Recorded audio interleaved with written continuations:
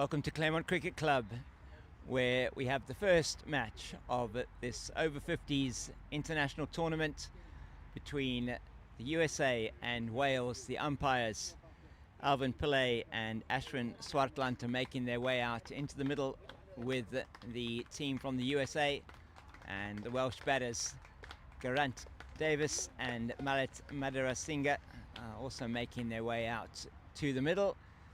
Wales winning the toss earlier today and deciding they're going to have a bat first. It is quite an interesting day weather-wise here in Cape Town. Some cloud around and quite a strong breeze coming from the south. We expect that to blow away and get some sun coming through later, but at the moment it's a coolish morning here in the Cape at this beautifully picturesque Claremont Cricket Club ground in the leafy suburb of Constantia in the south of Cape Town. So it looks like it's going to be Madarasinghe who's going to face the first ball, Mallet, and opening the bowling, we'll get that for you now, from the USA is going to be Arun Talador, just marking his run-up. And this Over-55s tournament starting with 2 days of T20 cricket action. We have 2 games this morning. This one here between the USA and Wales, and the one between the Spirit of Cricket Masters 11 and the Spirit of Cricket World 11 taking place down below us on the Ardern Oval. We're here at the Burt Oval at the Claremont Cricket Club. I'm James King, and I'll be bringing you both of these games today. This one starting at 10 o'clock, and this afternoon at 2 o'clock is the next game here at the Burt Oval. South African Rhinos will be in action down below us on the Ardern Oval this afternoon, and here on the Burt Oval, Australia are playing here. And team arrive? We arrived last Friday lunchtime and had a couple of days just to adjust and enjoy what Cape Town has to offer, which has been fantastic so far. Just forward to that one. So yeah, it is another wonderful opportunity here to the Welsh team to come out and show us what they have. I mean, they're, as you say, always here. I had the privilege of being with the Welsh team, I think 3 or 4 times in the Over-60 tournament last year, which was absolutely wonderful.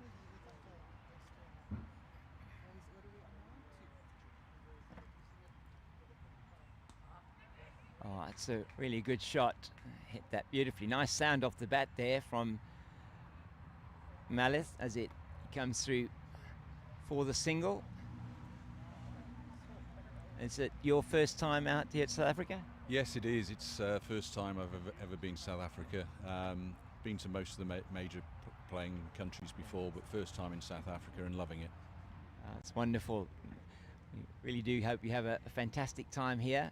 Oh, that's a glorious shot by Geraint Davies. That looks like it's going to go down to the boundary, and it does. So the first boundary of the innings of the 5th ball of the first over, and Wales move to 7 without loss. And move a bit closer.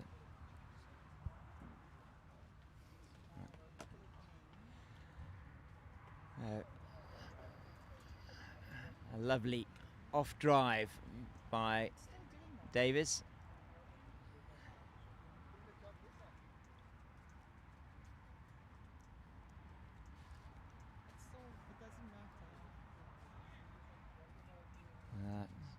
Well bowled by Aaron. The end of the first over, 7 without loss after the first over of this tournament here, and the first over for both Wales and the USA. We're underway in the Over-55s international tournament here in Cape Town. 6 days of cricket we're going to be enjoying, as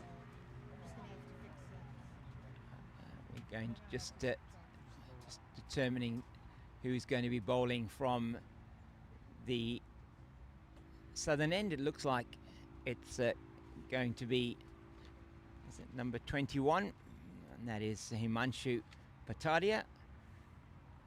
He's got the ball in hand.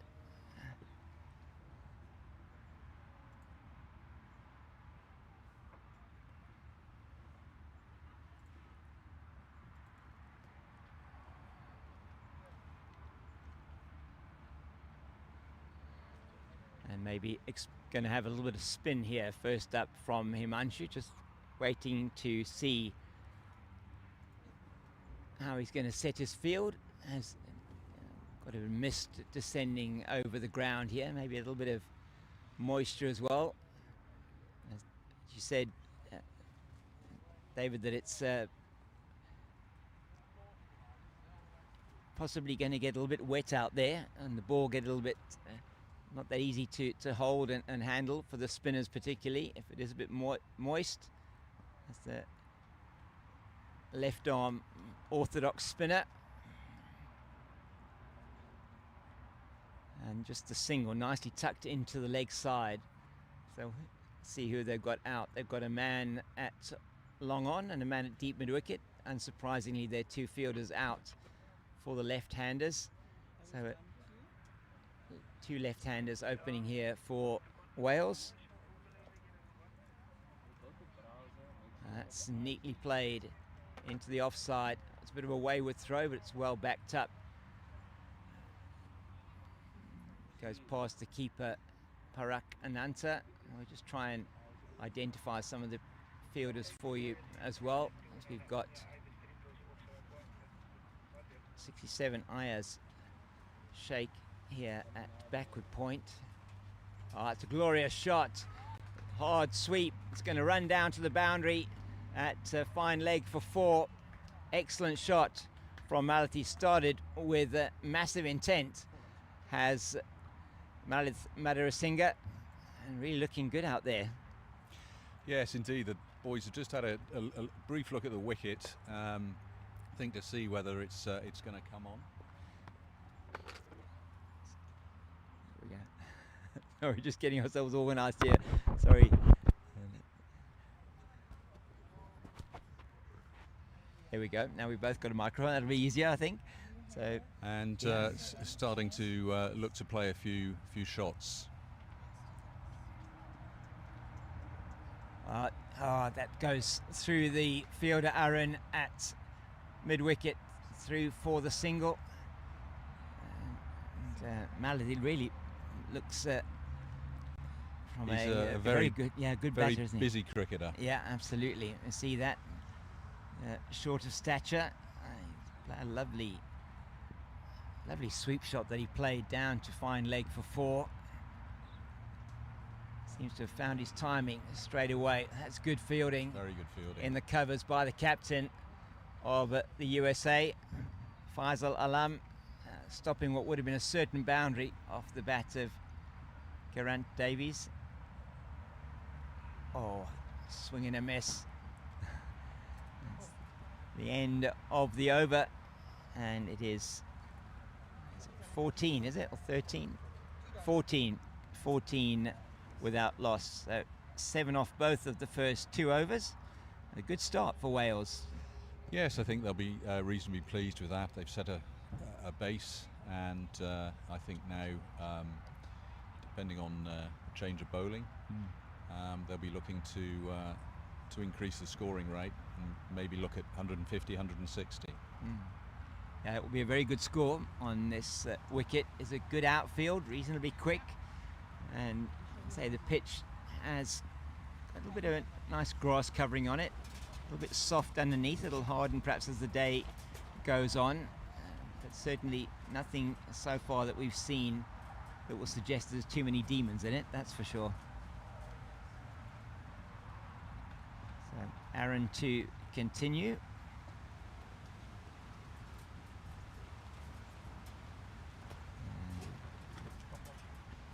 Once again to the captain, Faisal Alam at extra cover.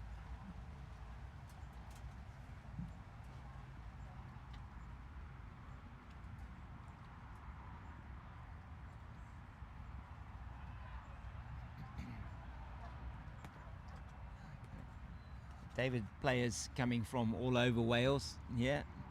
Yes, it's a fair contingent from West Wales, then a few from Cardiff and Newport areas. Nobody from the north this time. Okay. But, That's very nicely played down to the man who's at a deepish extra cover for the single. So just the one off the over so far. Yes, and I remember, I'm just thinking last year with the over 60s, there were a couple of players that came from the north, and as I say, quite a very strong veterans cricket is in Wales. yes, it's taken off over the last 5 years extraordinarily. Shot. Another good shot into the wideish mid-on channel just for the single. So Wales will field 4 sides on a weekly basis in the summer at over 50 level and I believe over 60 level. Wow. And I think there's plans for a 5th team as well. That's angling down the leg side from the right arm around the wicket. So yeah, so that's brilliant. And playing on a weekly basis. What league is that they were playing? So they will play in a counties league across England. It's regionalised up until semi-final time. Okay. But, so they'll play in the Western region. Oh, it's a lovely drive down the ground, and they're turning for 2, and Davies will get back easily. And the end of the over 4 off that, it's 18 without loss after 3. A good start here for Wales. So the chaps have a chance to play sort of quite a lot during the summer. Yes, most of the guys play on a Saturday as well for their club teams, and then it's a Wednesday or a Thursday for the veteran stuff. Right. And they'll play counties such as Somerset, Gloucestershire, Cornwall, Devon in the Western region. Yes. And then once if they manage to get through those phases, then you play your Essexes and your Yorkshires and your Lancashires. Well, it's interesting to hear that. I mean, is that quite a recent thing, or has it been around for a couple of seasons now? As far as I'm aware, it's been around probably for 10 years. Wow. Okay. It's very well organised. Shot. Glorious off the back foot through the covers by Davies. It's down to the boundary at cover for 4. He just waited on it nicely and hit it with some venom through the cover region, and that is an excellent shot. No risk cricket at the moment from this opening pair for Wales. Yes, that's true. They've hit the ball along the ground so far. Nothing aerial. And Geraint does tend to look for the aerial route. A big, strong lad.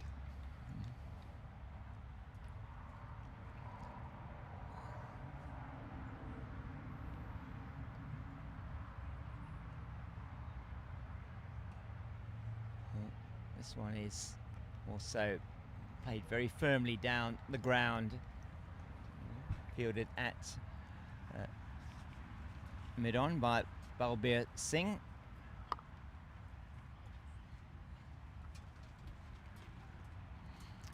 And then these type of tournaments come around, I mean, probably once every couple of years perhaps. So that's in the air. The wicketkeeper should take it, and does. And it is Madhura Singh who makes his way, looking to force the pace there into the leg side. Just a big top edge, and taken by wicket-keeper Parak Ananta.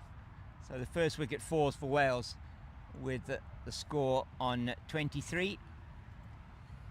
And so 23 for the loss of 1. They are now. Unfortunate dismissal there for... Yes, it was the first occasion that he's tried to hit the ball over the top, or either batsman have tried to hit the ball over the top, and maybe it just gripped a little in the surface and led to a thick outside edge straight up into the air. So now very experienced Michael Can going to the wicket, number 84 on his back. And he was telling me earlier on today that I have met Michael, met him last year in the over-60s tournament, and he said he made his first class 100 on this ground. So he's coming over and having a look at the pitch, and for Burt, team from Paul, which is just up the road. Yes, Mike is an extremely experienced cricketer, a lot of first-class experience, both in the UK and in South Africa. I think he might have played about four years in the early 90s in South Africa. Yeah, he did play here for some time, and I was looking at his profile last year when he was here, and as you say, experienced cricketer, another left-hander. Quite a few left-handers, yourself included, David. Absolutely stacked with left-handers. It's in the air, it should be safe, and is. The man at square leg comes around on the boundary to field, and then through for another single. Well,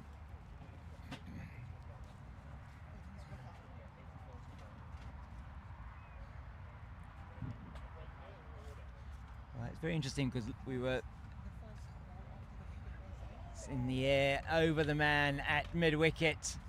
That is Aaron trying to get his hands on that, but Davis sending that down to the boundary at mid-wicket for 4. It's an excellent shot, going the arrow route this time and being successful off the full face of the bat. 10 off the over, which a good return, but the wicket of Malith there, perhaps the one thing that they would have been unhappy about as they look to build, and you say maybe get somewhere around the 150, 160 mark. I think in the power play, first 6 overs, if we could get to sort of 40, 45 for 1 or 2, then that would represent a decent start. I think 140, maybe even 140 would be a competitive total. It does seem to be gripping a little bit, so it's not sliding onto the bat. I think just from what we saw last week here in that one-off test match which we had between Australia and the SA Rhinos, that certainly the wicket is not quick. It doesn't come onto the bat that well. It is a slowish surface, and I guess you do get a little bit of grip. This time of the year as well. Yeah, absolutely. I guess that late summer, early autumn in Cape Town, it's you're going to be playing on used wickets which aren't going to have the pace. No. Neatly played into the leg side by Can. They'll come through for an easy single. Yeah, exactly as you say, David. We do find late in the season that, and I mean the wickets here generally at the coast are a little bit much slower than they are up country, and as you go further into the season and the wearing of the pitch, a lot of use on the surface. It's neatly played down the leg side, just straying down the leg side. Aaron, I'm not sure if it's going to make it all the way to the boundary. It's some nifty footwork there, and they'll come back for 3. Mike Can. Oh, well, I'm not quite sure what happened there. I think maybe Aaron fell over the stumps rather than the ball hitting the stump. Not quite sure. Didn't see that. I was actually looking at the field, not at the replay. He was struggling to make his ground there. Yeah. I think the bowler got a bit disorientated and fell into the stumps.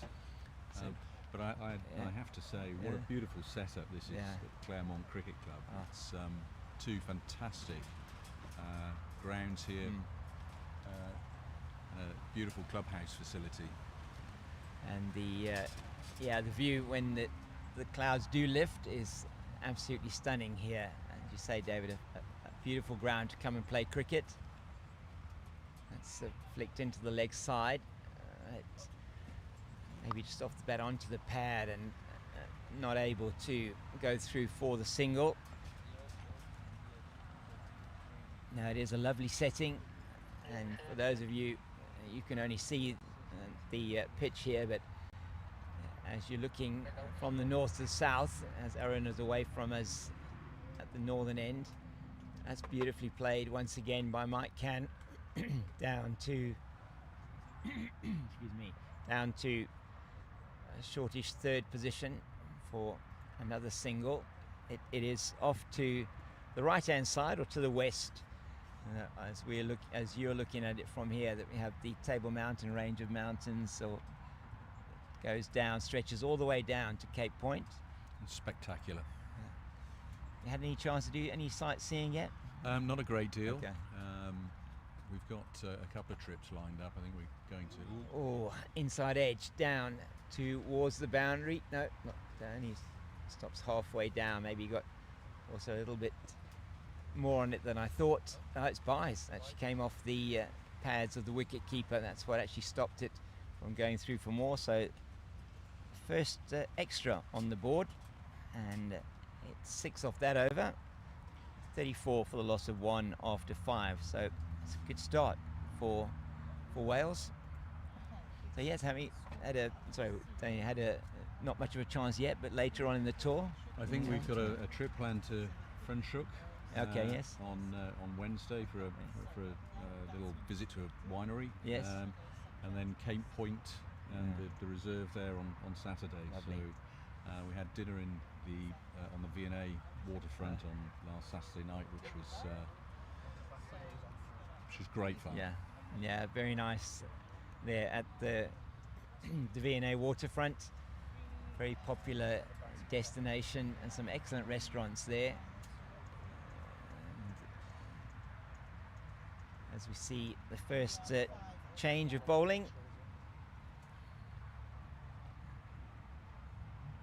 Coming on at the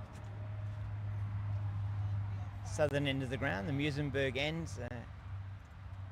is Raj. Raj Badadare. Oh, that is wicket-keeper appealing for a catch, but came off the pads of Geraint Davis, and no response from the umpire. And once again, not able to get that one away, but that is signalled wide, the first wide of the innings so far. So yeah, they've been very tidy, haven't they, with the bowling. Fielding's been good as well. They've made some good stops, the USA.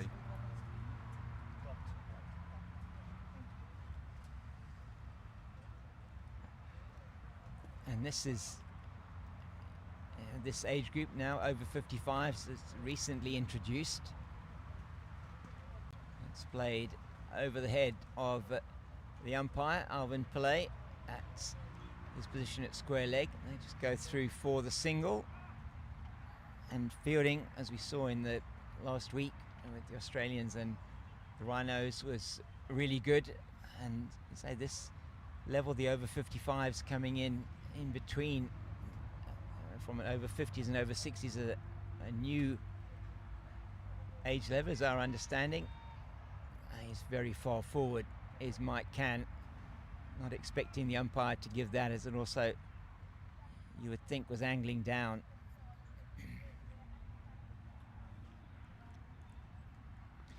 Yeah, Canny will try and play the glue role in this innings and rotate the strike and look for the sort of bigger strikers to have more of the strike.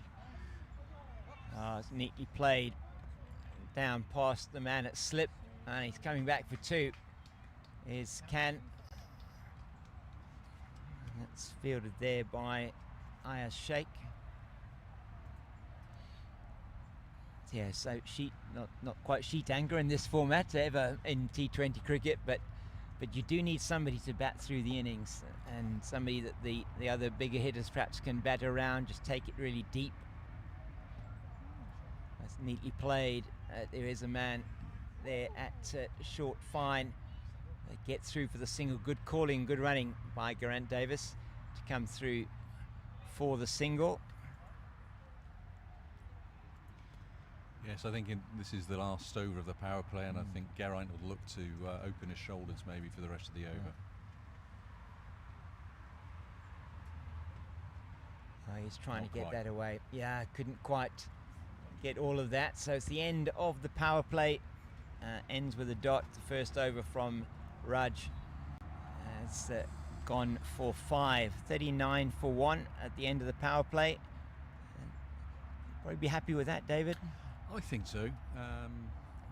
As we've discussed, the wickets can be a little sticky. It's the spinners are getting it to grip a little bit, and I think they'll be pleased, or Wales will be pleased that it's just one down. Yeah. Something to build on. Yeah, I think also that they'll be happy that you only conceded 14 dots in those 36 balls, so that's also very good. Very important to keep rotating the strike. 4 boundaries scored in that time. Boundaries not always that easy to come by here early on in the innings. And a new bowler coming on from the centre is going to be Ayaz Sheikh, number 67 on his back. And so interesting that we've had so far 2 left arm orthodox spinners operating from the Musenberg end, and maybe we're going to get some off spin now. We do off breaks from Ayaz. The first one just tickled into the offside by Mike Can. Yeah, this is perhaps a point in the game where with multiple left-handers, Wales might struggle a little bit against the ball spinning away from the bat. Haven't seen really a huge amount of turn necessarily. Surface a little bit, I say, a little bit spongy, or underneath it will dry out as the day goes on, should the weather actually clear, which is what we are expecting. Expecting it to get sunny overhead.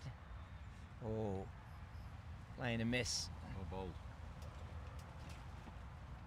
Now he's been tight so far in this over.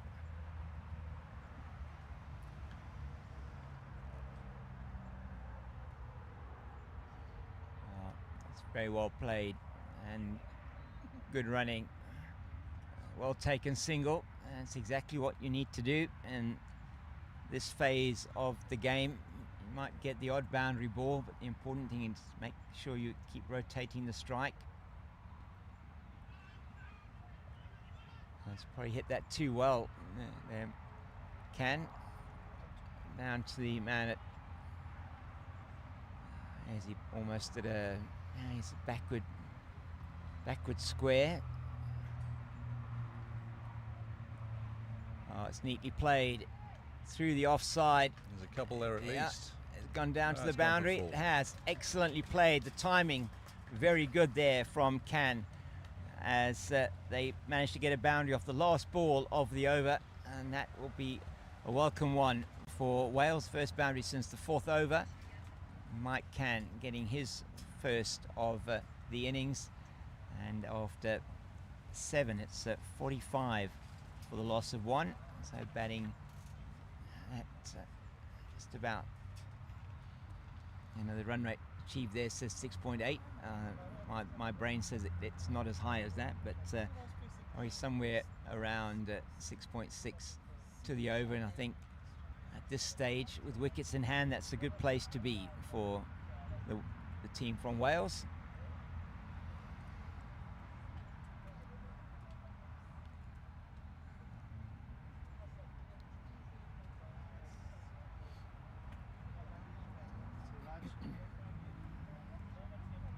Raj will continue with his left arm orthodox.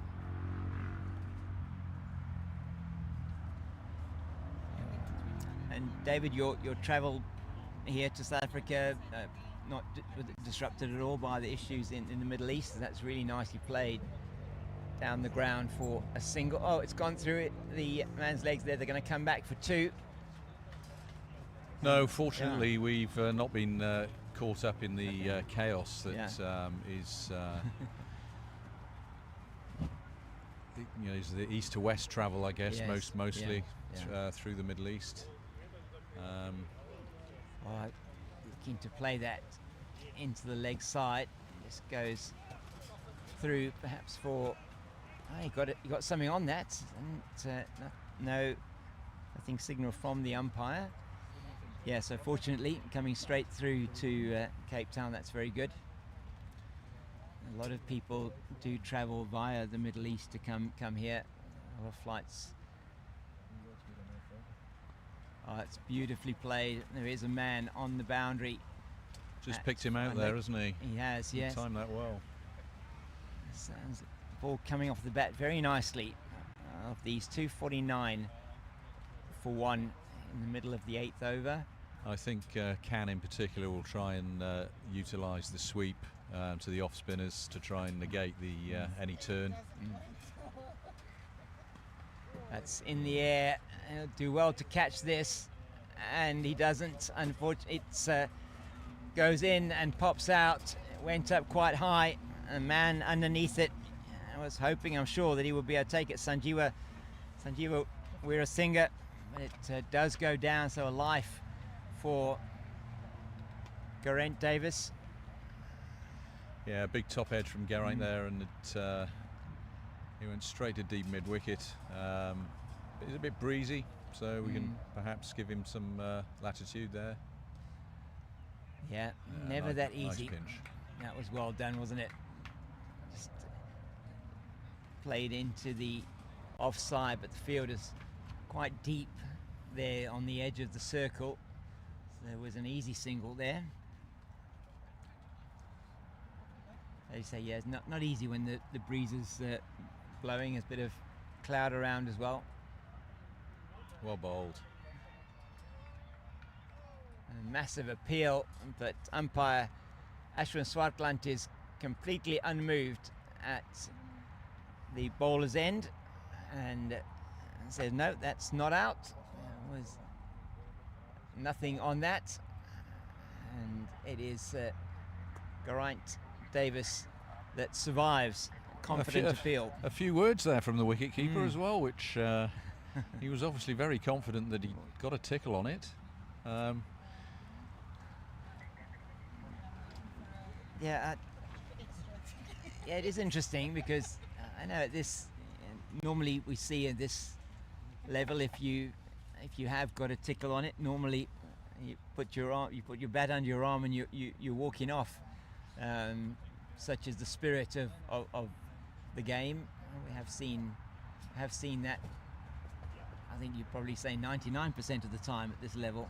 Absolutely, yeah. I think we're all well experienced and have had enough good and bad decisions to know when it's time to go. Yeah. So it's going to be Ayaz to continue. Once again, very nicely played by Can on the ground for the single, and so I'm not quite getting my pronunciation right. Geraint.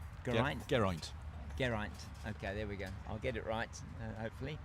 Geraint from Pontedillas Cricket Club. Pontedillas, yes. Pontedillas, there we go.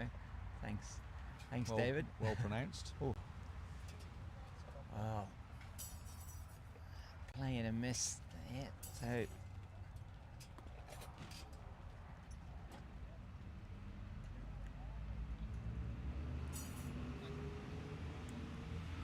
a number of players, and so just reading here on Geraint's profile that he used to play for Pembrokeshire in his younger days. Narberth, Kilgetty and Pembrokeshire, and just returned to cricket recently. He scored 500s in 2025, including 136 not out against Worcestershire. Quite an innings. I think a lot of the guys that play senior cricket do tend to come back to cricket once their sons or daughters become involved in the game. The long-held wish to play with their children and start them on their journey. Yes, I can identify with that. I did it more on the coaching side when my son was playing.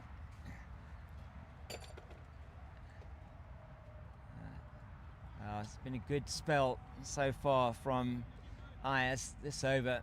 Been Just excellent. getting a little stuck now, isn't he, Geraint? Yeah.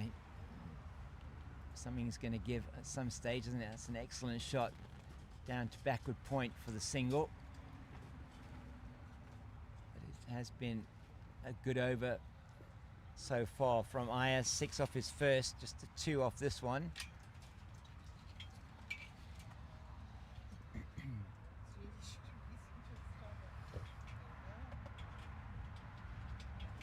That's over the head of the man at mid-wicket. I just think they're going to go through just for the single as Aaron comes from his position at long on to field over the head of Shah, safe at mid-wicket. Just the 1-3 off that over, and it's 54 for the loss of 1. Yeah, I think the boys will be looking to accelerate now. The base building phase of the game is well over now, and with 9 wickets in the shed, they should be looking at 8s and 9s and over from here on in.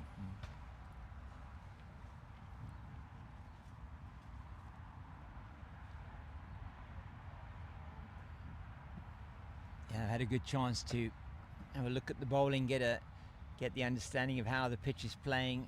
Doesn't seem to be anything much really in the pitch for the bowlers. It just the occasional one seems to be stopping, so you're seeing some, as Mike can at the end of the over there, toe-ended the ball over straight mid-wicket, and so the timing's not easy with the occasional one gripping, but as you say, it's a slow deck that you've got to wait for the ball quite a bit here and watch it right onto the bat. Yeah, play it as late as possible. That's one of the things we always talk about here in the Cape, and the wickets here, both here and up the road in the Boland, in Paul, and those areas do tend to be slow, and they do get slower as the season goes on. So very much about playing the ball as late as possible, watching it onto the bat, getting it nicely under your eyes. There's just a few changes to the field here, so it looks like we're going to have some maybe medium pace. He's trying to pull that into the leg side, maybe trying to bisect the fine leg and the man at deep square. So 3 men out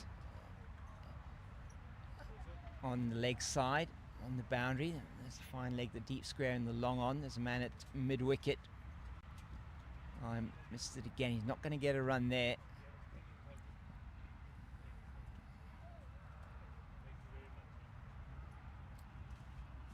So the intent's clear though, David. Yeah, the intent is there, and I just hope that the frustration doesn't build now, and there we go. It's got it away. Yeah, good shot. Important, as you say, got to get yourself off strike if you're starting to get dotted up, and you feel, you see often, don't you, when you start getting dotted up, when that happens so often that a wicket goes down, something has to give at some stage, whether it's a wicket or whether the flurry of scoring shots. Oh, that's good work by the wicket keeper, Parak. He's just prodding forward there. Geraint Davis, listen to me.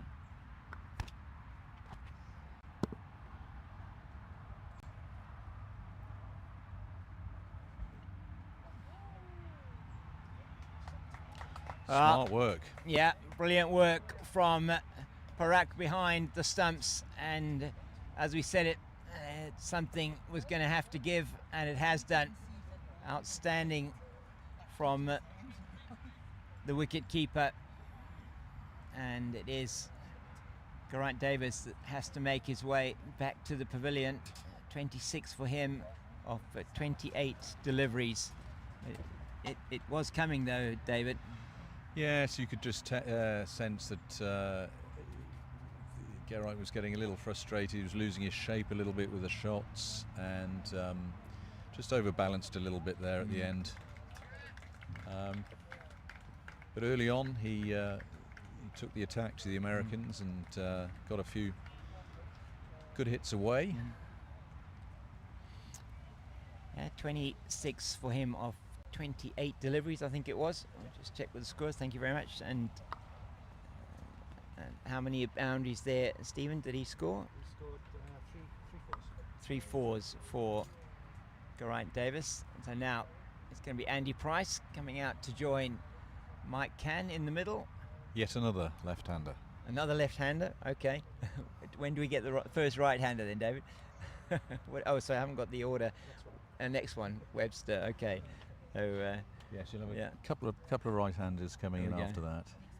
It's very interesting because last week there were actually trying to remember that South African Rhinos. I don't actually think they've got a left-hander in their team, in their batting lineup. Australia as well, virtually no left-hand batters. So it is interesting. You've got the four openers here, opening four batters for the Wales are all left-handers.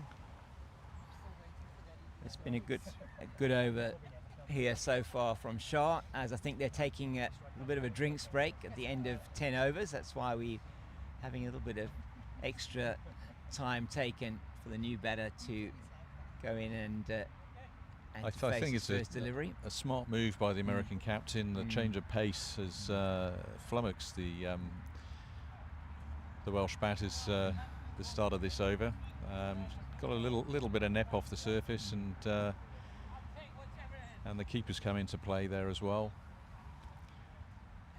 Been impressed with the work behind the stumps so far by Parak. It's been very tidy keeper. Yeah, excellent. We saw that last week as well, David, and I think just the standard of cricket here in this Over-55s tournament, those of you that are watching this game, and I'm sure you'll be interested in watching your teams play throughout the week, every single game being streamed live on the Veterans Cricket Association of South Africa YouTube channel, and the standard of cricket really excellent. Yeah, the guys don't lose their skills over the years, but you know, the speed of play obviously slows down. But we did see some excellent cricket in that 3-day test match last week.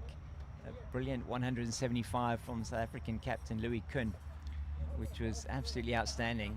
That's a huge effort. Yeah.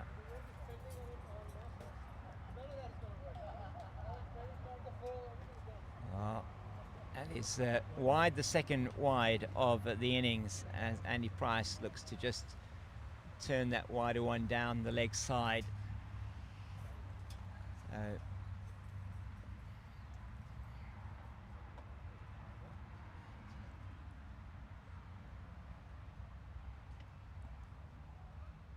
He's in behind that, and it's the end of the over. A successful one for the USA. It is 56 for the loss of 2. So just a little bit of a lull in the last couple of overs, and with that wicket as well. Discussion between Andy Price and Mike Cann in the middle. They're probably trying to work out what's going to be a competitive total here, and you know, that'll dictate how they bat now in the next couple of overs, whether they try and leave a launch until the last 4 or 5 with wickets left, or and just maybe play it around again for the next couple of overs. It's going to be Ayaz to continue. Now we'll see what the approach is. I'm just trying to have a look at the field here for the off spinner.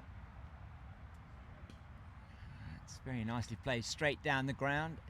Aaron is going to field it, and Andy Price is back quickly for the second, as the man at long on had to make quite a bit of ground off to his right hand side. So what have we got here? We've got a 5-4 offside leg side field, which is understandable with the ball turning away potentially from the left-hander. That's also played down the ground by Cann once again, and Price is back for the second. And it's played very straight, excellent from Can and good running from Price there, David. Yes, Can seems to have changed his approach a little bit now, and he's hitting down the ground rather than attempting to sweep. Yeah. And it makes a lot of sense on these types of wickets, slower wickets. You like to play straight. You've got to be careful with the cross-batted shots. Well, he's trapped him, LBW, and playing or looking to play the big shot over the leg side. Walks across his stumps. He was moving around in the crease, misses the shot into the leg side and given immediately by umpire Alvin Pillay, and Mike Can's innings comes to an end. He was doing exactly the right thing, playing it down the ground, and then unfortunately, as we were talking about, that cross-batted shot came out and he has to make his way. Indeed, I think there's as you rightly identify, there's a lesson there in terms of how you play on the slower wickets. Two lovely shots down the ground over the top, and then try to play one across the line, and beaten by the bowler. Alan Webster comes to the crease, number 5 on his back, and we'll get his profile up here as well. David, I must say thank you to the Welsh team. Put together a wonderful booklet for us, which we're really very thankful to you for this. And Alan Webster, 47 appearances for Wales over 50s. Plays for, that's Neyland Cricket Club. Yeah, he's one of a handful of boys who've played their cricket down in Pembrokeshire. Right. So, 2 new batters now at the crease for Wales. Yeah, this is what they probably didn't want to happen. 2 new players at the crease. Inevitably, it takes a little bit of time to adjust to get into the up to the speed of the game. And of course, mistakes can happen if you try and rush your innings because you're feeling pressure from the scoreboard. And often in the T20 format, I mean, I know that the veterans play a lot of 45 over. Is that the case as well in the championships that you have over there? Mostly 45 overs. Yeah, 45, 50 overs. Yeah.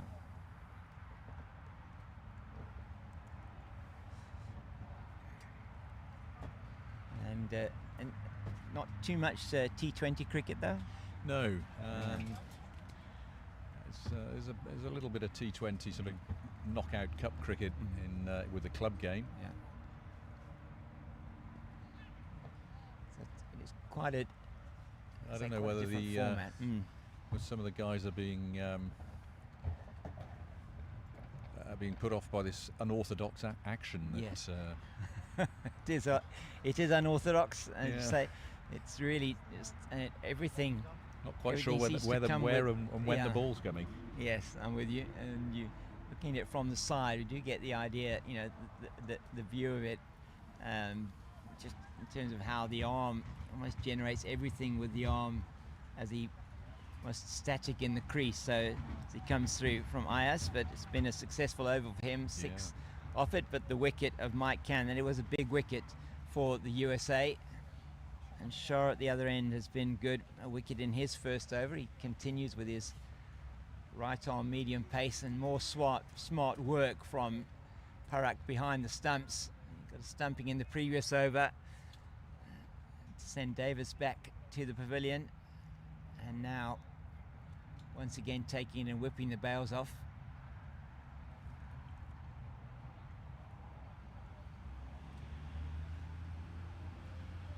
So 62 for 3. Oh, another excellent delivery. Yeah, Shah's been impressive. There's a lot of sort of pace generated from his body at the crease, the shoulder coming into it.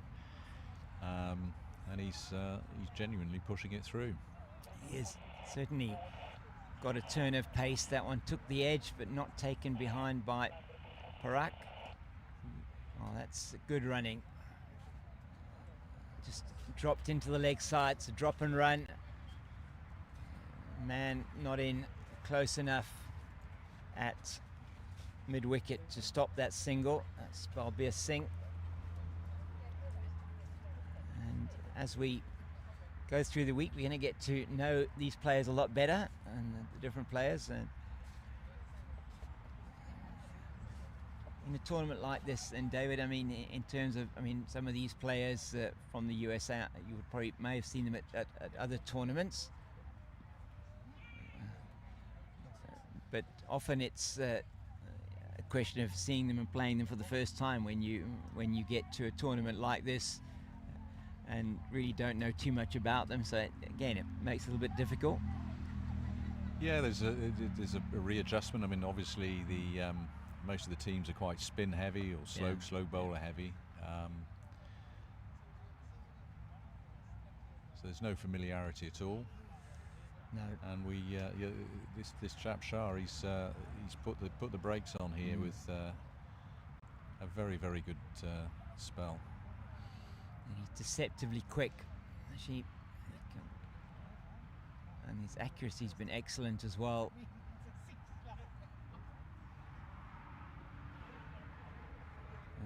Another shot attempted by Webster to play it into the leg side. Doesn't make contact. In the end of a very good over, just a single off that, and you just feel Wales now they're going to have to look at readjusting their maybe their target from a total point of view. Runs on the board though, very important, and wicket's probably not going to play that differently for either of the two teams here this morning with the overcast conditions. No, it's a short game, so I think that's true. The wicket will remain probably much as it is. So yeah, we're looking now with 8 overs to go. You know, 140 looks distant. It does, yeah. So maybe 125, 130 is the new target. Yeah, two new players have got to get going. Yeah, 8 overs to go, so 8 and over get you to 127 from here. That is so. Oh, it's Andy Price having a swing at that outside the off stump, and the pressure of the last few overs is certainly starting to tell. Is an interesting action. We've got no turn for the second. No, he does turn, but Webster's sent back by Price. There's an awful lot of wrist generating There is. some action on the ball. Yeah, I'm going to have a closer look from behind the stumps. So now the off spinner bowling to the right-hander changes to the field, which makes sense. He's going to bowl it with the field he's got outside the off stump, you would think, to the right-hander as well, because he's got a 5-4 offside leg side field, so maybe not expecting to get too much turn on it. That's tossed up, flicked into the leg side. The first real misfield from the captain for the USA. Faisal Alam through for the single. Important for them to get singles now over the next few overs. You've got to make sure, if you're not getting boundary, you've got to make sure you're getting 5, 6 and over. That's absolutely right. The boundaries have been difficult to come by since the opening few overs, and so 1s or 2s are very important.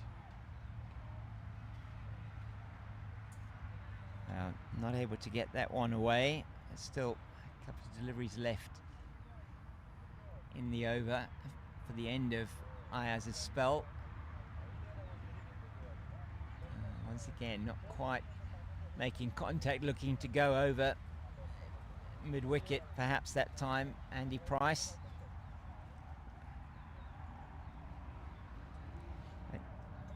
Still got wickets in hand, so only 3 down There's a fair bit of batting still to come. The captain will fancy his chances here, Matt Phillips. Oh, it's very well played, and they should get 2 here quite easily. Neat shot from Alan Webster, and that will mean that they do get 6 off the over, and I'll be happy with that after a couple of lean overs that they've had. Ayers finishes his spell 0 for 21. Was it 1 for 21? Sorry, 1 for 21 for him in his 4 overs. That was a good spell from the off-break bowler, and he's going to take a break as Vinod Motwani comes on to the field for him. So 69 for 3 after 13. So batting at about 5.3 to the over at the moment. And yeah, you feel, I think, anywhere around 125, 130. You've definitely got something to bowl at here, Wales. That's very nicely played into the offside. They're going to turn. Are they for 2? Yes, they are, and they'll get it easily.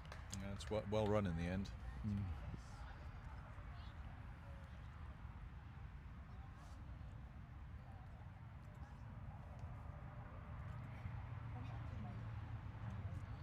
So the 2 T20 games for you today and tomorrow, David, and then we've got the 3 sort of round robin games as well, and the 45 overs that will start from Thursday after a rest day on Wednesday. So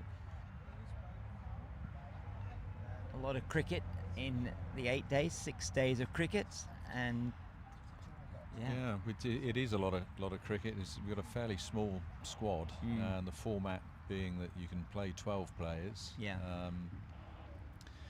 means that for some of the guys, probably half the team, they're going to be playing in every game.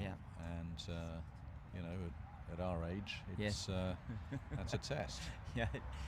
Yes, it is. It is a lot of cricket, and we've got the physios set up as well here. That's going to be very important. I've taken advantage of the physio myself, and excellent, good. They're doing a super job. Yeah, very important, and it's all part of the wonderful setup here for this international Over-55s tournament. Oh, I think he's put it down. Yeah. Just maybe a difficult one. They're all those ones with your gloves. Yeah, just a bit of bounce on it, and can't adjust your hands quickly enough as a wicket keeper, and just off his chest down to the ground. So another chance that goes down. He has had a good game behind the stumps, Parak. That's in the air, and I don't know if he's going to take that. If he does, it'll be an excellent catch, and it is a brilliant catch by Aaron Tolador.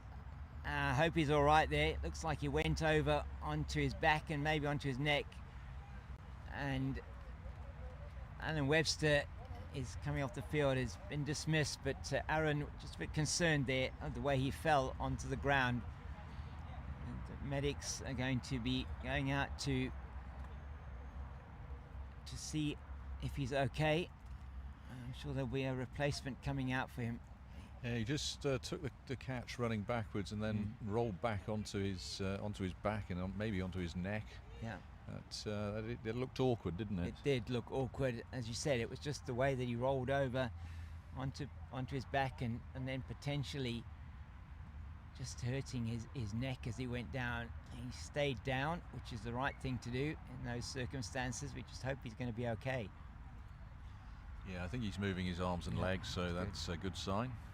But you're right. You just need to take your time just to ensure that there's nothing untoward. So as we have a bit of time now, and then David, once the tournament is finished, are you able to stay around for a little bit? Sadly not. You know, work calls. Yes. So we'll be back. There are a couple of people who are staying on for a few days. Okay. But I think most of us have got, well, some of us are retired, but most of us have got jobs to go back to.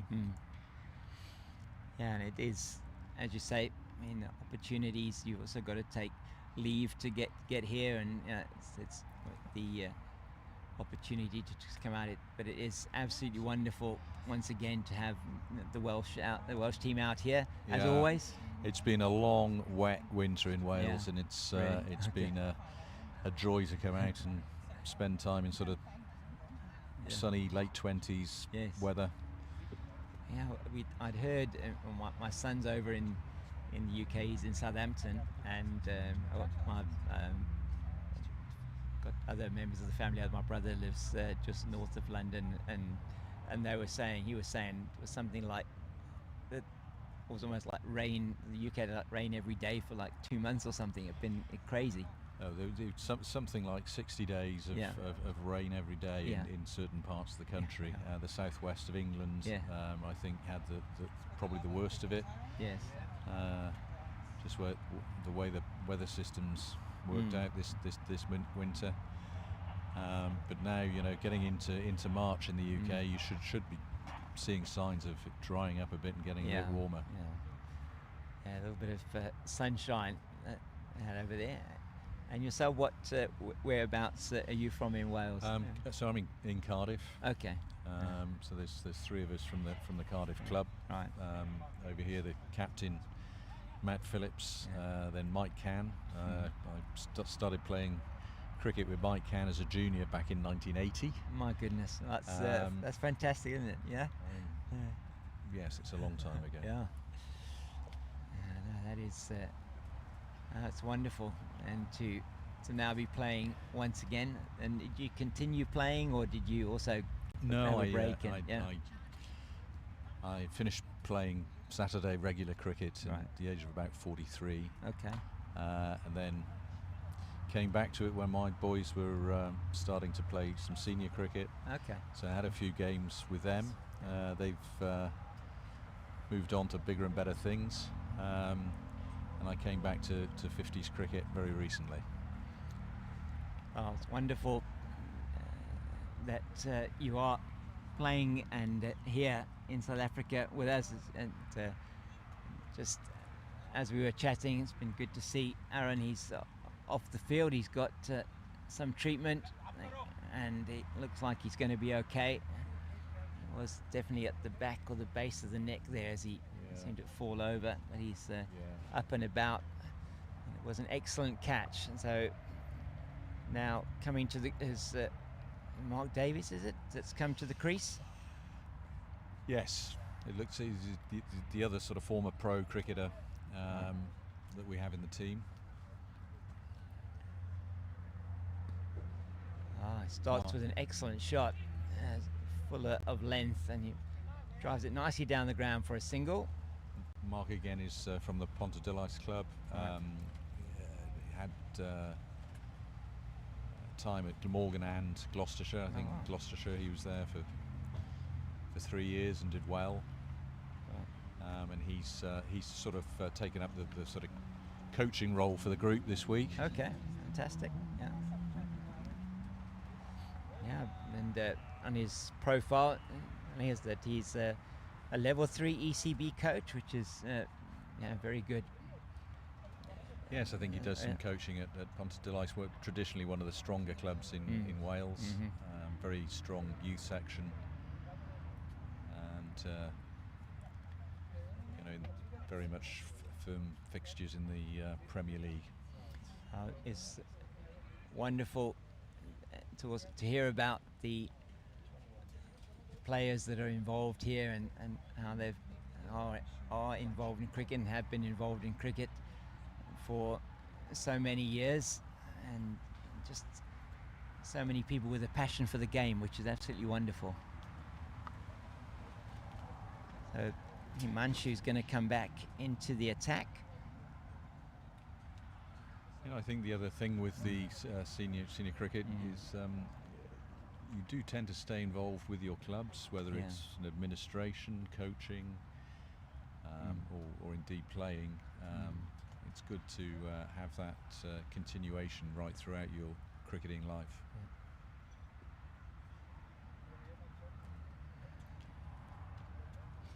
And the season in the UK is quite a long one as well. I mean, it starts April. It starts in April. Yeah. I mean, you know, the weather can be glorious, or it can be extremely cold. It's a super shot. Yeah, he came down. The wicket did. It's good running as the bowler just really snatched at that as it came through to him. Himanshu. It was excellent running from Andy Price. And get back for 2, showing the intent here. Yeah, but just going back to the start of the season in the UK, the weather is frankly all over the place at the moment. And we the last few years we've had very, very good starts to the summer, towards the spring, and then it's in July it maybe got a bit wetter, so we don't know where we are. So, but technically April through to September, so a 5-month season. Yeah. And you say you do get a fair bit of veterans cricket in there that time, as well as say if you're playing and still playing at club level, which is great, and maybe in the lower leagues. I mean, some guys I know at this age of playing are still playing first league cricket as well for their clubs. That's a glorious shot into the leg side. Thought it was hit maybe a bit better. They're going to come through for 2 once again. That was hit very nicely over mid-wicket. Yeah, some pretty big boundaries here at Claremont, which are testing the fielders and the batters running between the wickets.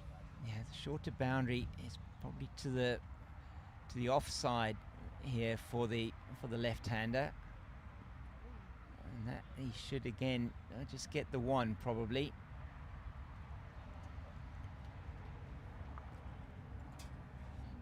Yeah, so towards chatting with the Australians last week as well, and most of the team there that have come out still play grade cricket, as they call it in Australia.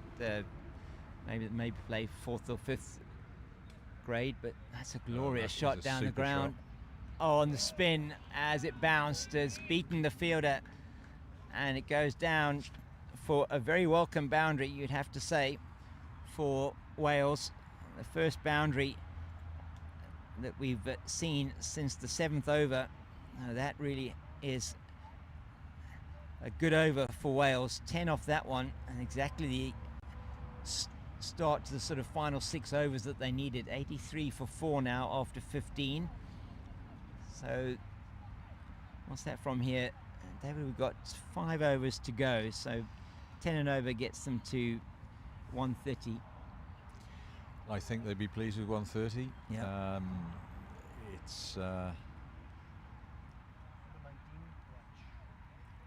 It's been a difficult innings for us. Whether that's the pitch or the accuracy of the bowling combining to make it difficult to score runs. I think anything from 120 upwards, frankly, at this point would be represent a good result.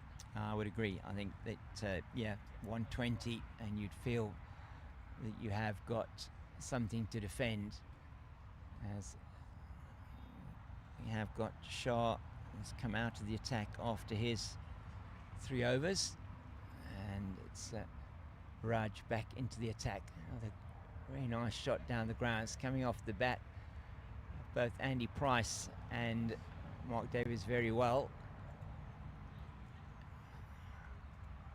Yeah, the Americans have bowled very well. The spinners have been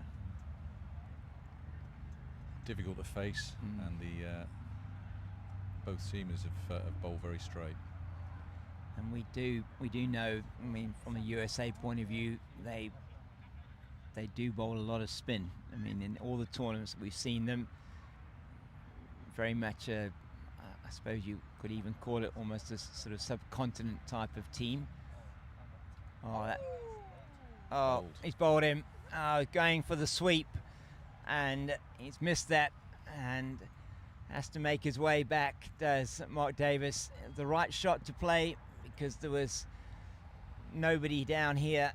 He just felt with the acceleration needed. Would have probably got it down here for 1 or 2, but unfortunately for him, not able to make contact, and the 5th wicket is down.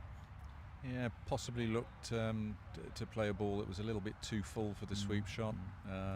Just ended up yorking himself, but absolutely the right idea. There was nobody behind square on the leg side.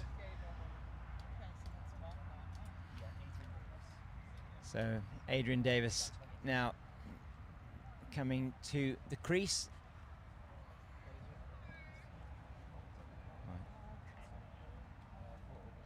So three Davises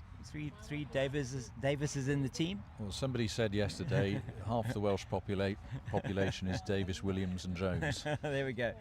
Yeah, Adrian Davis has made 13 appearances already for Wales over-50s, and he's from the Llanrwda club. I got that right. Very good. I got some coaching from Stephen here in terms of how to pronounce it, and but I probably won't get this one right. But Llandilo. There we go. Okay, and 56 years old. It's neatly played by him. First up, just into the leg side for the single. And he's captained his local club for over 20 years, which is absolutely fantastic, and playing cricket for a long time. You do tend to see, we had a practice yesterday, you do tend to see the guys, the difference between the guys that play regularly every Saturday and the ones that have just picked it up again recently. Price having a full go to try and play that one into the leg side, doesn't make contact. I need to just trying to accelerate here if they can, Wales, to get to maybe say that 120 mark would be good from here. The bowling has been tight, and once again Raji's also been very good. 1 for 13, nearly finished his 3rd over. Wales will probably be looking to their slow bowlers as well to make it difficult for the USA.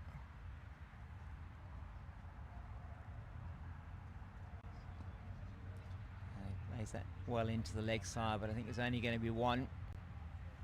There's a slight misfield there. It gets the ball in quickly. Yeah, Wales have got 2 or 3 very good slow bowlers. You would hope that would restrict the run rate, and 2 good seam bowlers. Hopefully with the new ball can make it swing and just nip off the pitch a little bit. Yeah. And I think you've got, I mean, the standard sort of thing we talk about here is that with these slower wickets, is bowling wicket to wicket is very important. 16 overs gone, it's 86 for 5. Yeah. 16, 86.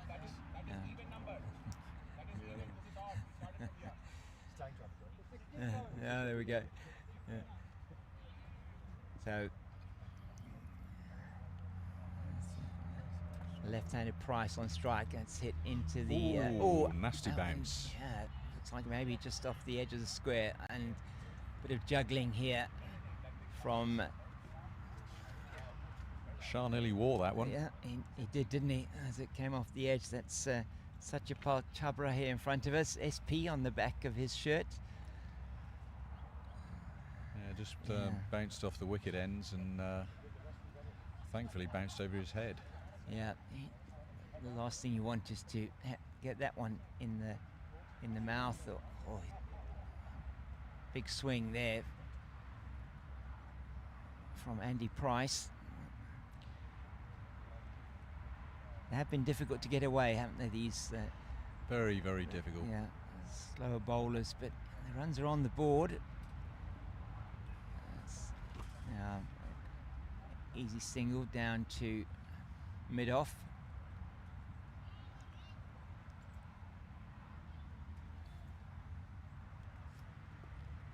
They're taking guard for the first time, Adrian Davis.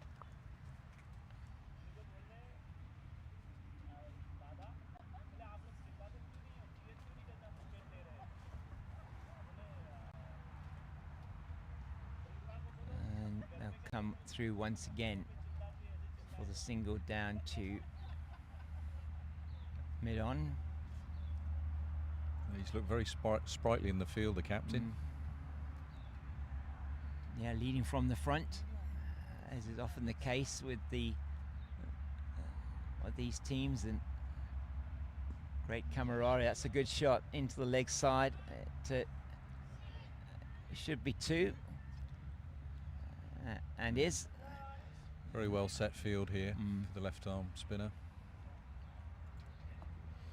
Yeah, they have got it, and they've got it spot on. He's bowling well to his field, and they've got everybody, all the right men in the right places. As our umpiring lead, gentleman with the navy cap, Jason Harrison, is walking past us here. Umpire's doing a fantastic job out there, and just to say thank you to them and for the work they do, and the scorers we have here as well. It does take a huge amount to organise a tournament like this. Roger Molt from the Veterans Cricket Association of South Africa and his team, all the team liaison officers, are doing an excellent job here.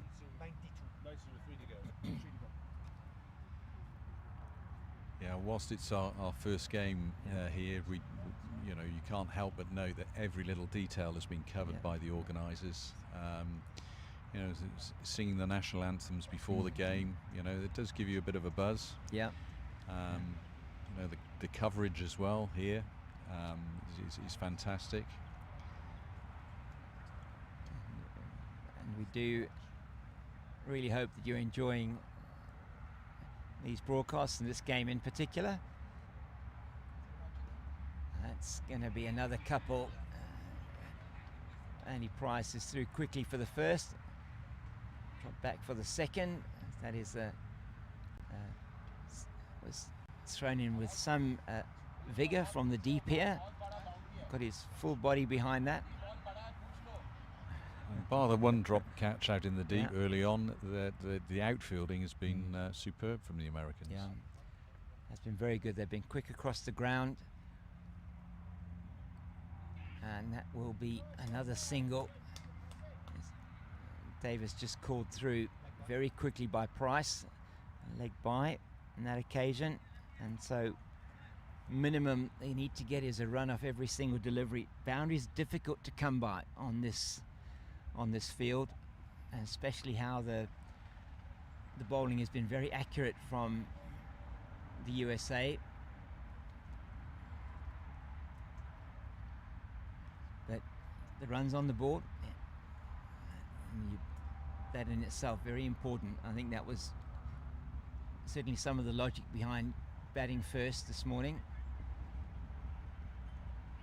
Once again, just the slowness in the surface, it's making it difficult to get anything on that. You've got to make all the pace yourself, which does make it quite difficult.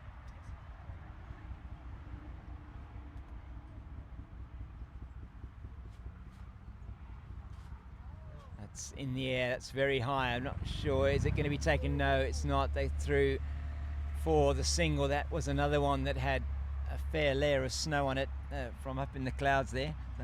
Yes, he didn't look entirely sure about that one, and was looking around for his friends to come in and help him.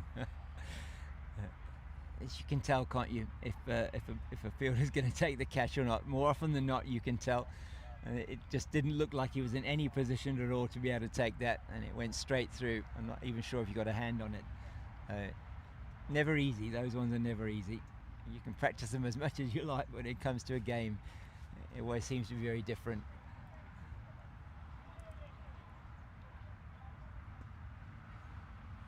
The ball's following him around now. Let's see. Sharp does the fielding through for another single. Edging closer to that 100 mark with just over 2 overs to go.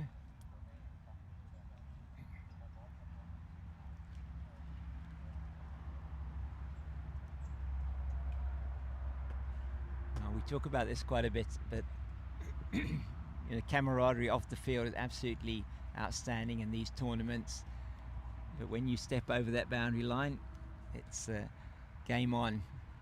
Oh, he said that with some force. That's a great shot out into the deep, and just waiting for the call, and it is a maximum. That's outstanding from Andy Price, as he gets the first maximum of the innings, the first maximum for Wales in this tournament, and it's a much needed boundary for Wales, as that over goes for 11. It also brings up the 100, and the 100 coming up off the last ball of the 18th over, so coming off a 7.6. So the second 50 coming off 10 overs, perhaps not as quick as Wales would have wanted, but that provides some impetus. That 6, excellent shot. Yes, he caught it very nicely. But no, once you cross the boundary rope, the competitive spirits are still there. Yeah, definitely. Now the captain looks like he's bringing himself on, Faisal Alam.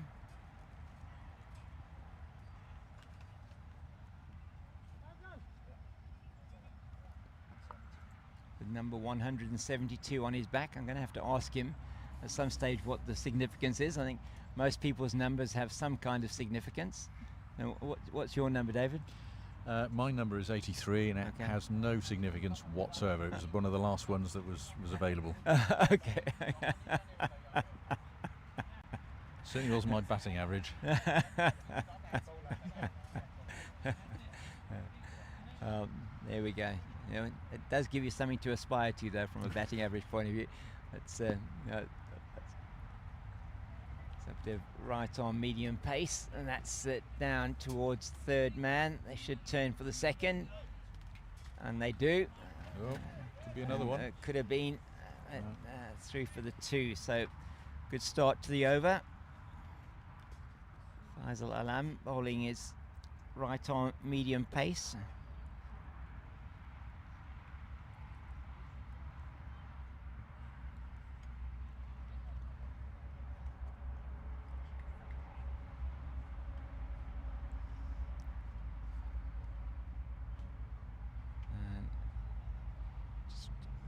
Not quite where he intended that to go, Davis, but it gets the singles. It dribbles down to mid-on.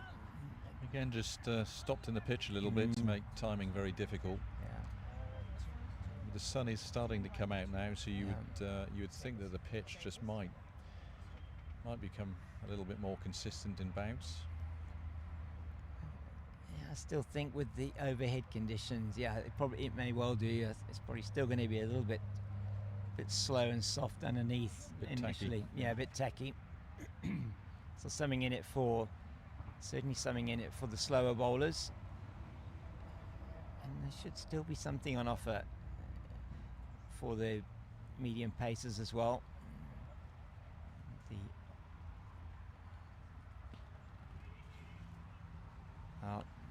Well picked up by Shah. No run there.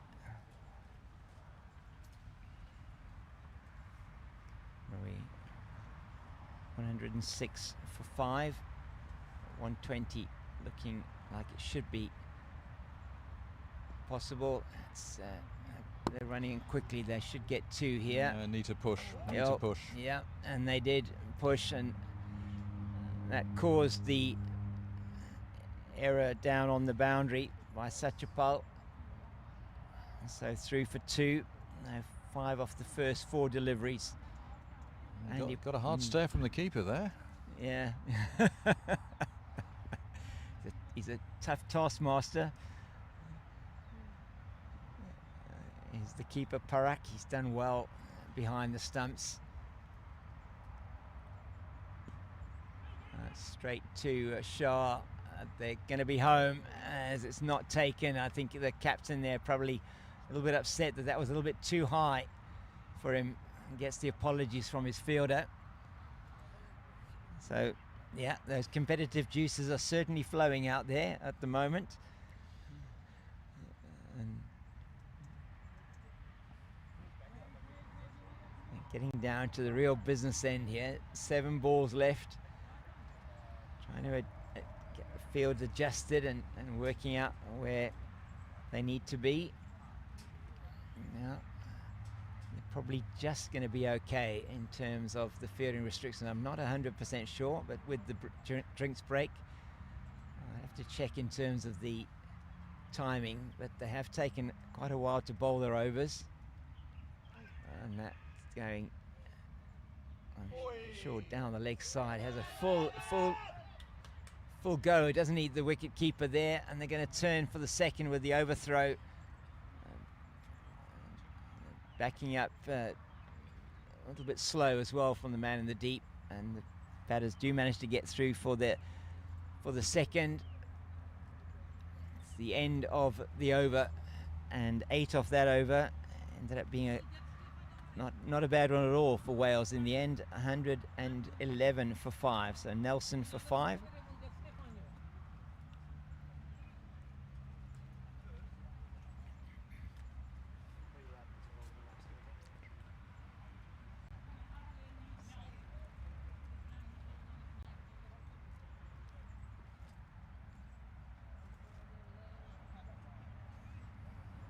So, seeing on Adrian's profile, David, that it says he took all 10 wickets for 21 runs for Llandelo Cricket Club against Margam, so that's quite something. At any level, to take 10 wickets is astonishing. Incredible, isn't it? Yeah. And so it doesn't matter at what level you're playing, to take 10 wickets in an innings is an incredible achievement. So we were looking at it actually last week, funnily enough, but for whatever reason, I'm not sure, when we were on air chatting with our Australian counterpart, and it's a wide from Shah. He's back in for his last over, and 4 South Africans in first class cricket have taken 10 wickets in an innings, which is since the advent of first class cricket here in the 1880s, late 1880s. So, another play and a miss from Andy Price. He's done well here though, Price. He's been the anchor in the innings.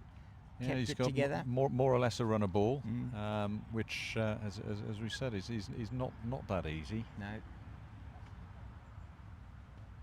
He's hit that in the air. It should be safe, and maybe they are going to turn back for 2. Yeah. Good running from Mark Davis, and he gets in easily.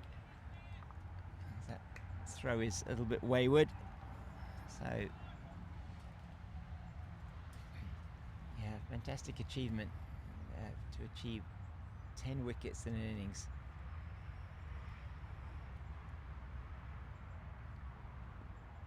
That one, they should get 2 as well.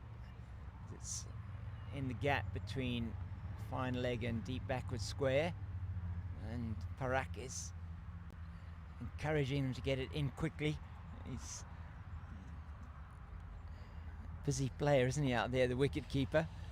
Yeah, he's been the heartbeat of the American team. He seems to have control of the field. Yeah. Very, very smart stumping. Yeah.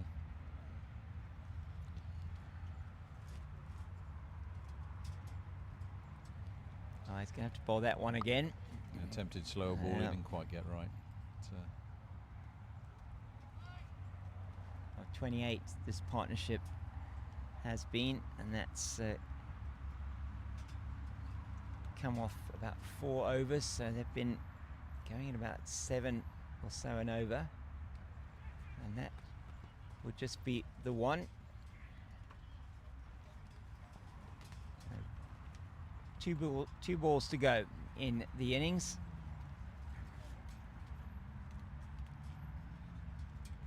Well, the boundary now would take us up to 120. Yeah.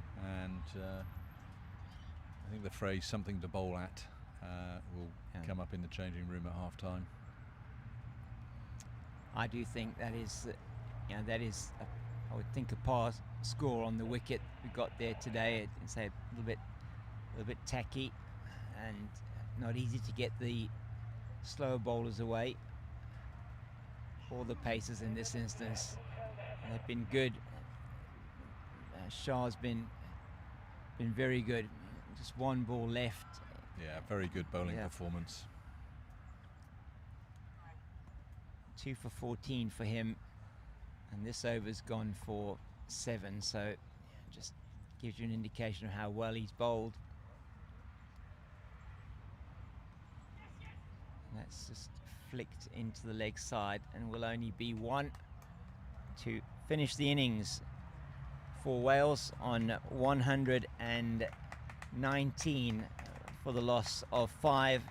So USA will need 120 to win this opening match for both teams in the Over-55s tournament. It's been an absolute privilege. Thank you, David, for spending time with me here in this first innings. I've thoroughly enjoyed it. Thank you. Thank you very much. We'll be back with you in about 20 minutes for the chase. 119 for 5, Wales. And it should be a very interesting chase from the USA. And for the time being, I'll just say goodbye to you from Claremont Cricket Club.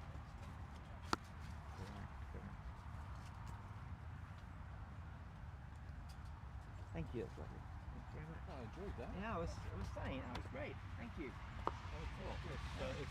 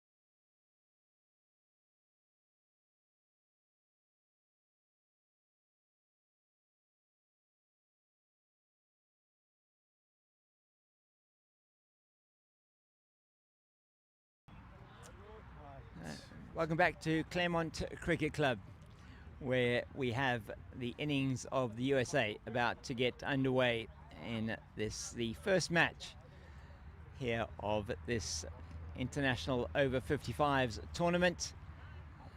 And it was Wales who got 119 for the loss of 5 in their 20 overs. And they are going to look now to defend that. And opening the bowling for Wales is Gavin Redway. Yeah. Thank you very much, Stephen. Stephen here next to me scoring for the Wales team. And we do hope you're enjoying the coverage here of the tournament so far, as Redway will open from the southern end of the ground, which we call the Muizenberg end, named after the town that is, or the suburb, I should probably say, that is to the south of us, that is on the beach there in False Bay. So Redway, as I say, opening from the southern end, as the batter is just doing a little bit of exercise there to loosen himself up. And the man taking first strike will be Rafi. Now Rafi Kazi will take first strike.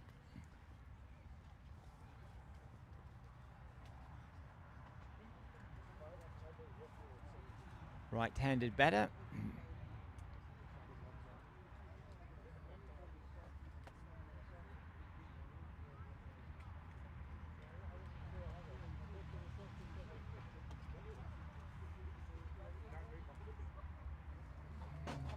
And the umpires will be making their way out onto the field. The players just waiting for the umpires to come out onto the field. Umpire Alvin Pillay and Ashwin Swartlant.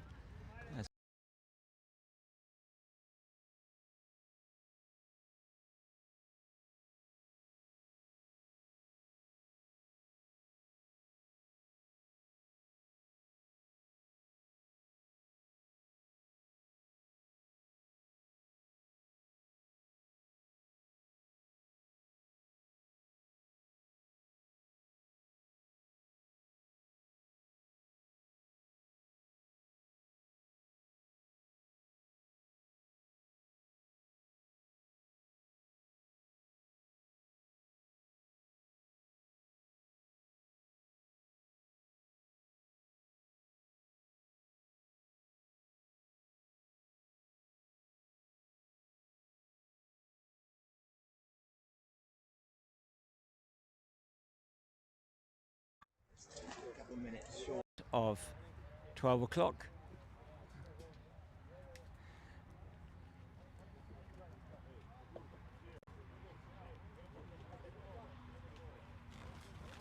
We're not sure what the delay is at the moment. We're just waiting for the final indication from the umpires that we're ready to get underway.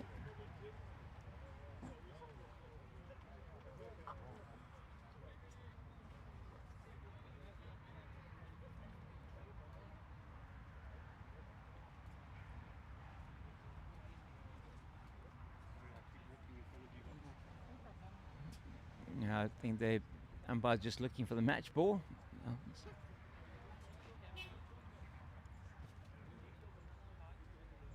And now just being sorted out here to get the match ball.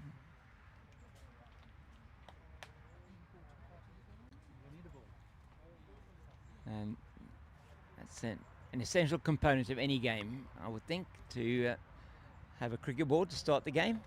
So we've got that sorted out now, and that has been handed over to Gavin Redway, and he'll be opening from Muizenberg end.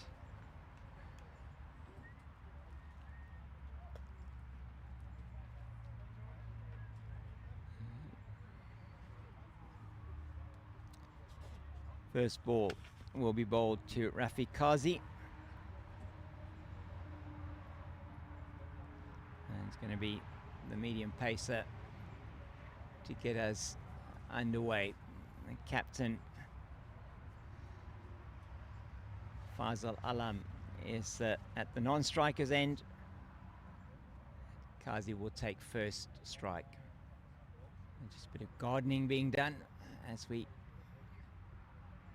get ready for this first delivery.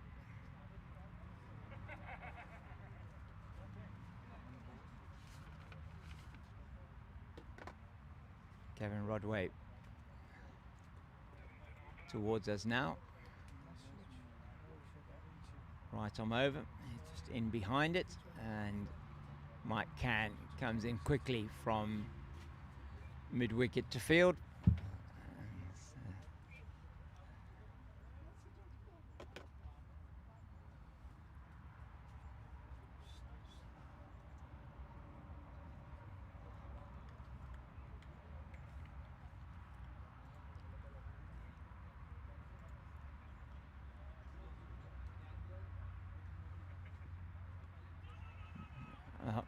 No run there as it's played to backward point. And that's Mark Davis in there, backward point. So we've got, whoa, gazebo has just blown away in the wind. We can try and sort that out quickly.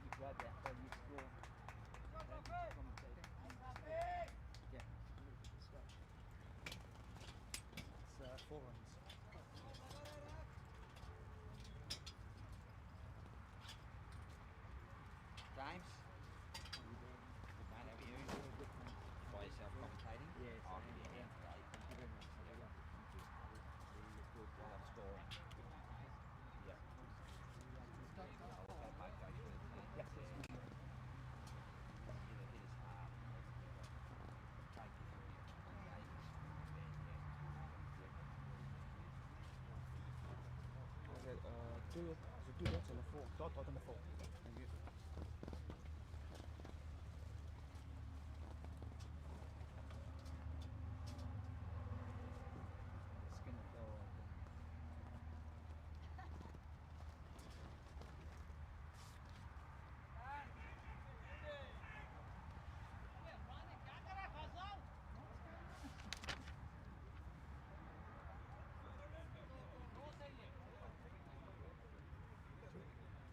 We're back with you. We just had an issue here with our gazebo with the wind, and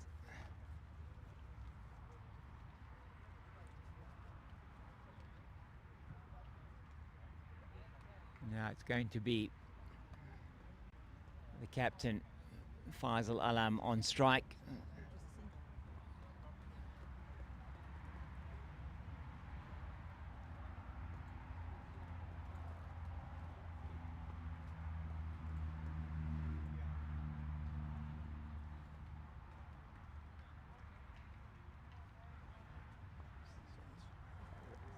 Wrong, yeah, it was a single, not a two. Yeah, we just corrected the score there. 5 balls gone, 5 without loss.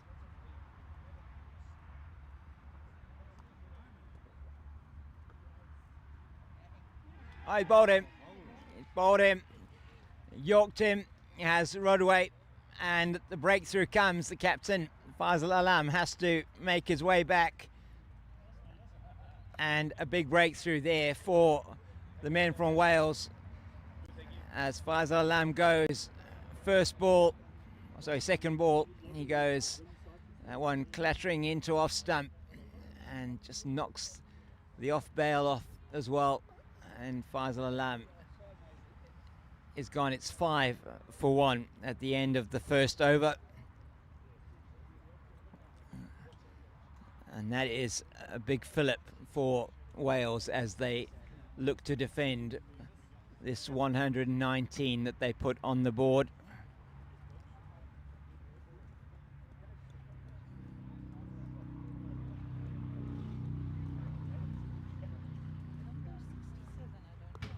New batter going to the crease is Ayaz Sheikh.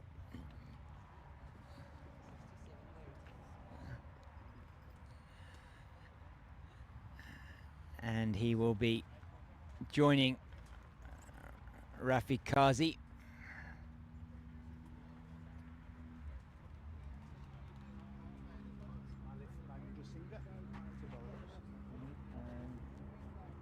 This thing's going to blow away. I don't know how we're going to get this sorted out. We need a peg or something in the corner.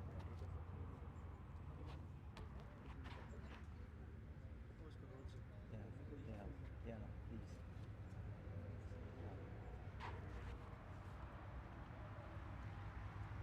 So, opening the bowling for Wales from the northern end of the ground, the Ardern end, named after the oval that is to the north of us here. We're sitting at the eastern side of the ground at the moment, and it's going to be Malith Madarasinghe.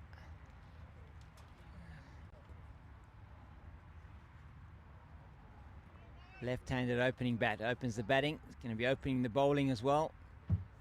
And thank you so much to the Welsh team for supplying us with the information about the players.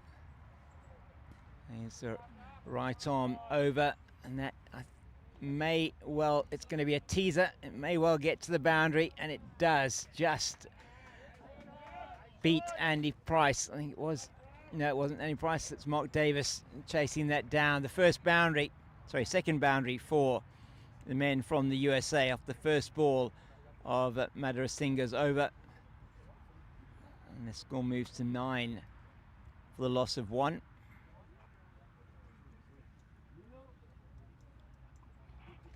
Now, just a wideish full toss, and it got the treatment from Rafi, looking like he's in the mood here, Rafi Kazi.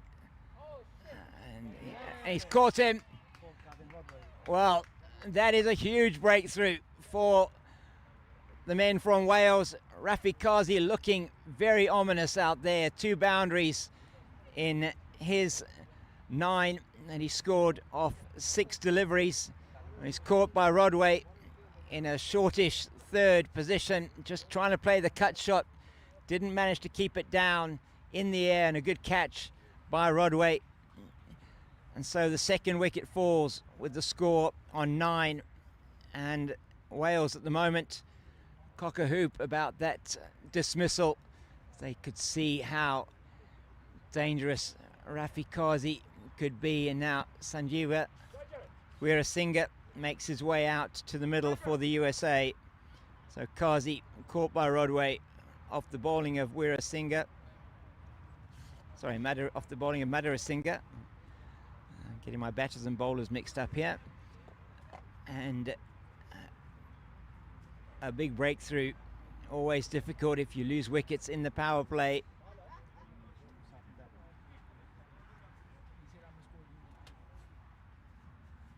So 9, he scored off 6 deliveries. Not quite sure what is the umpire's asking for here.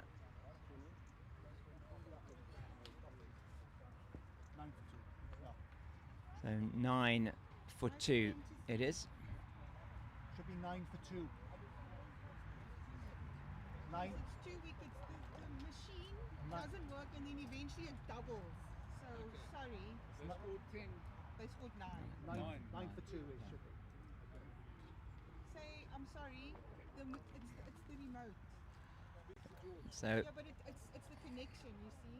So then Malith in again, and that's just defended into the offside. Work done again there by Mark Davis.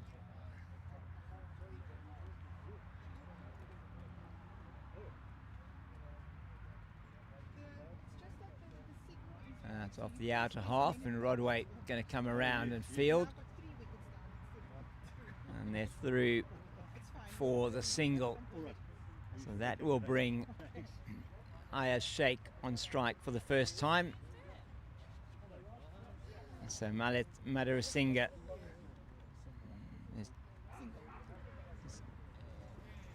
he's got a wicket, got a tail up as he's in from the Ardern end. And that's good, short of a length, just defended up into the air. Mike Can is in at extra cover. Charles.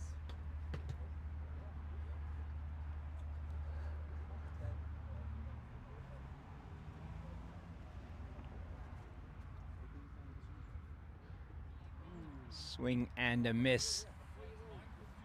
It's taken well behind by the wicket keeper, Jason Fenn. It's the end of the over, and it is 10 for 2. 5 off that over as well. Yeah. Yeah, I nearly took off. It's almost back in Wales.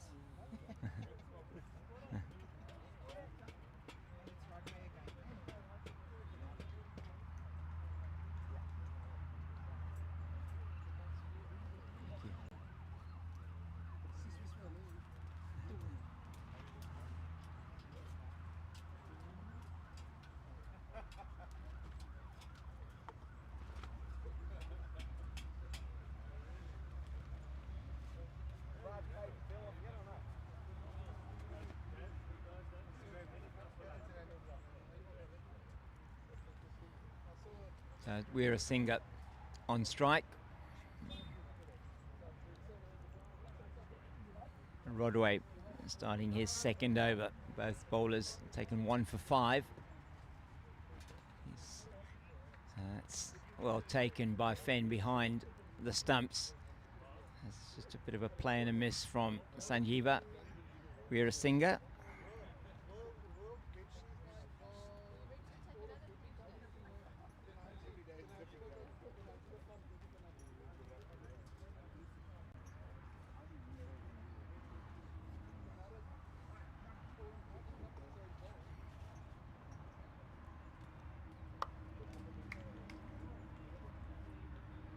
Good start to the over from Rodway. Sanjeeva just getting in behind that. Umpire Ashwin Swartland standing at the Musenberg end, the southern end of the ground here at Claremont Cricket Club. Beautiful setting, a bit of cloud today, so something in it for the bowlers perhaps. And just defended into the offside, down to the captain, Matt Phillips.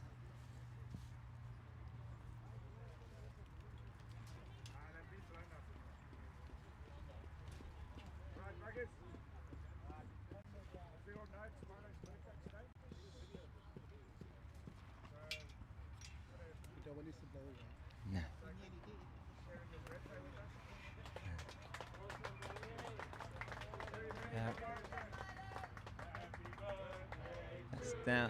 Down the leg side, and wide is signalled as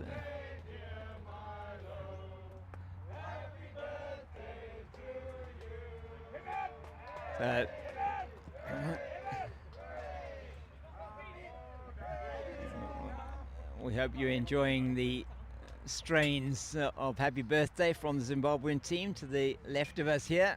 One of the players there enjoying a birthday today. It's all happening here at Claremont Cricket Club. There is an absolute buzz around as the teams arrive. The teams of the afternoon games are here. The teams involved in the morning games busy with Masters and the Spirit of Cricket World 11 playing against each other on the Ardern Oval. And here it is Wales and the USA. Wales making early breakthroughs to put the USA under pressure as they look to chase down 120. 11 for 2, Rodway, 1 ball left in his second over. So once again, down the leg side, second wide in the over, maybe just searching for something. Kevin Rodway.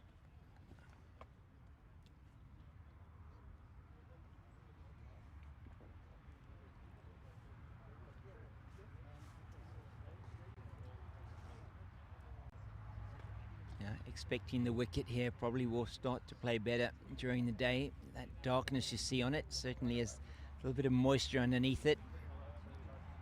That's neatly played, but great fielding at backward point by Mark Davis, diving to his left, and that prevents any thought of a run. And so just the 2 wides in the over, and it is 12 for the loss of 2 after 3. And a good start here with the ball by Wales at the comparative stage. 18 without loss, Wales. It is a coolish day here in Cape Town, and last week we had some extremely hot weather. We're not expecting that we will get any rain, but there is cloud cover keeping it nice and cool for the players out there. So it's going to be Madara to continue. Malith and just a new bat being taken out by Faisal to Weerasinghe. And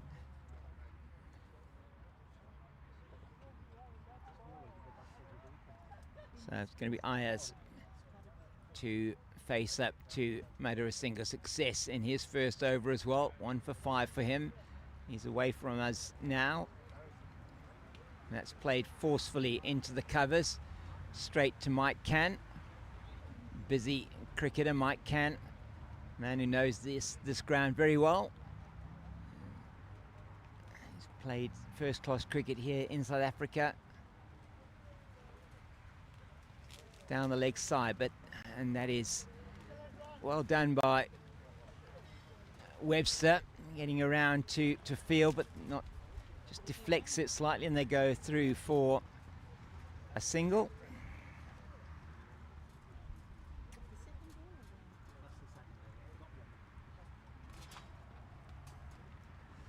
They're just changing the field slightly, and a player with no number in front of us. Maybe Stephen can help me with that. Paul Evans. Paul Adams. Paul Evans. Evans, sorry. Yeah. Okay, Paul Evans. So I would say, yeah.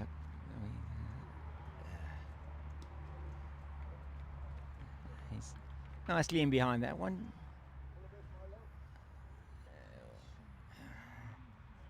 Sanjeeva Weerasinghe.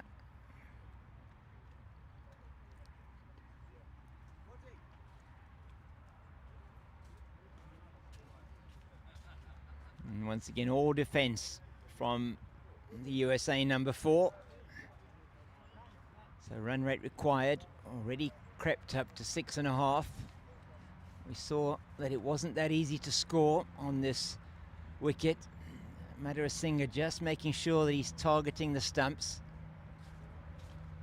That's neatly played, but there'll be no run. Down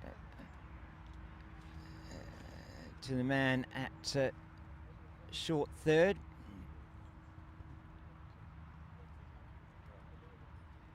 That's Rodway down there. Took a good catch in the previous over.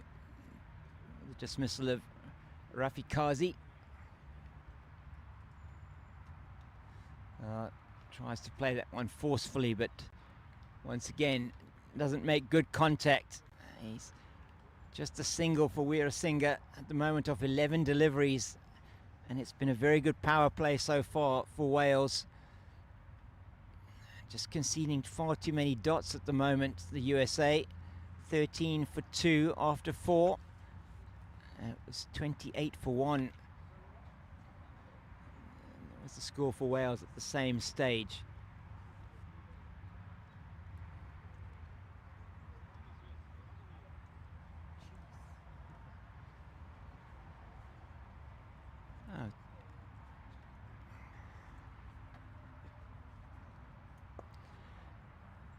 So we've got a ring field on the offside with the 2 men out. On the offside are the man at deep cover and the man at long off. Those are the 2 fielders outside the ring.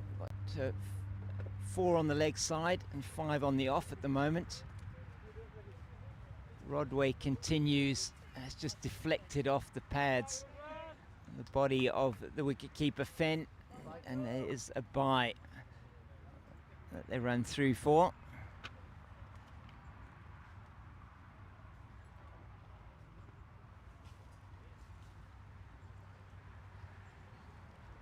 And wonderful to have these 8 teams involved in this over-55s tournament. Players coming from all over the world. And deflected this time into the offside. Still no run.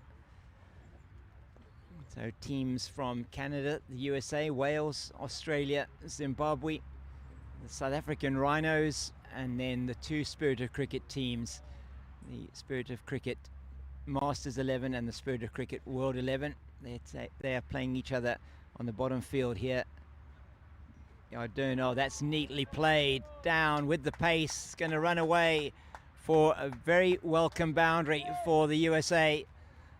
I think that's what Weerasinghe has been trying to do for a while. He knows that Rodway is going to be bowling that line outside the off stump. So he just used the pace of the delivery to deflect it very fine. Yes.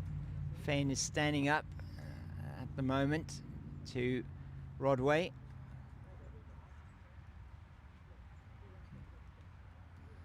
Uh, 18 for 2. It's up in the air, it's high, and I don't think it's going to be taken. It's very difficult to pick up. And they run through for 2. Geraint Davis there, just not able to pick up the flight of the balls. It went high up into the air and down over his shoulder. So it's been a good over so far for the USA. Their best so far.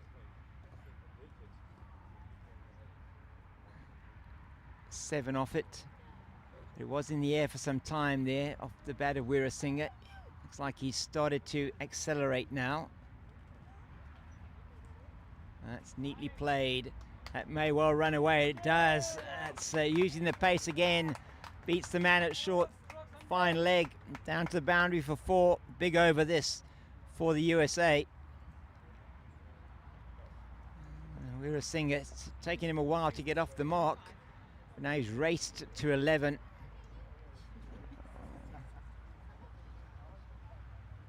With these scoring shots in this over, 5 balls gone, just the 1 ball remaining. 24 for 2.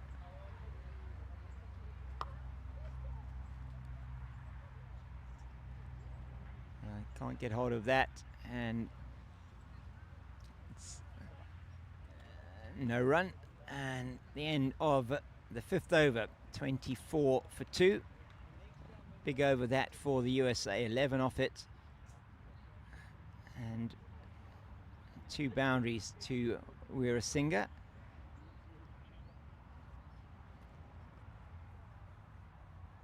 A hive of activity here at Claremont Cricket Club.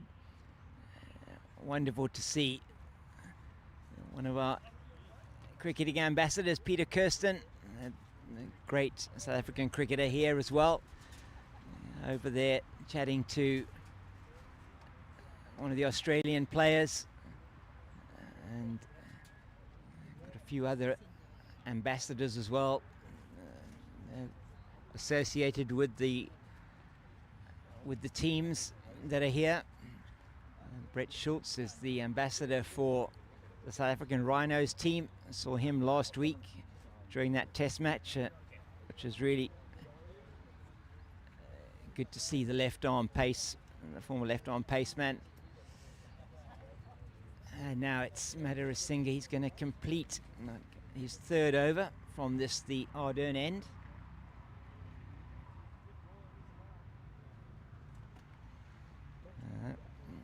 Ayers can't make contact with that one outside the off stump.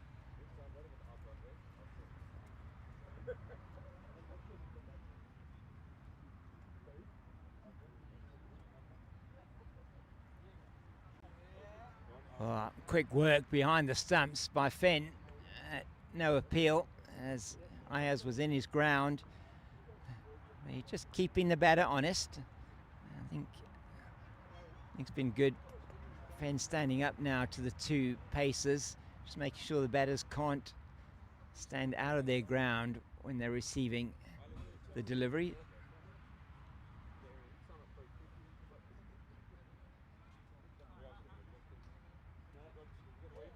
A bit of a chat between the batters, not quite sure what advice Weerasinghe was giving. Swing and a miss once again. Good morning to Peter Kirsten. Are you Peter? Yeah. Thoughts?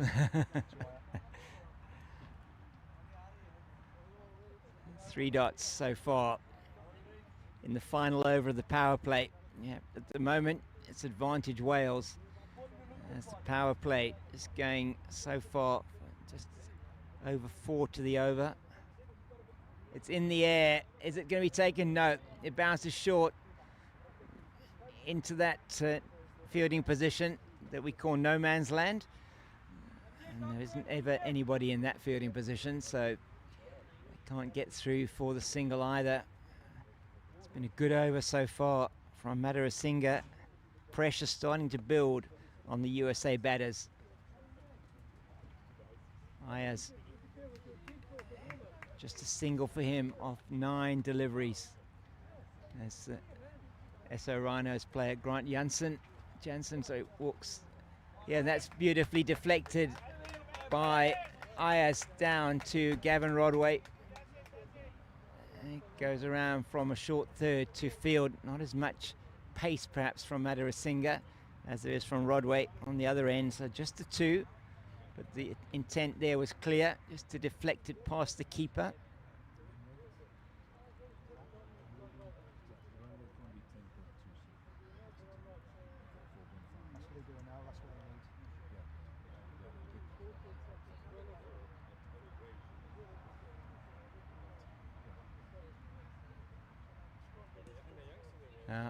Played into the covers. Mike Cann will do the fielding. They're through for 1, but just 3 off the final over of the power play. It's been a good one for the men in red, and it is 27 for 2 after 6.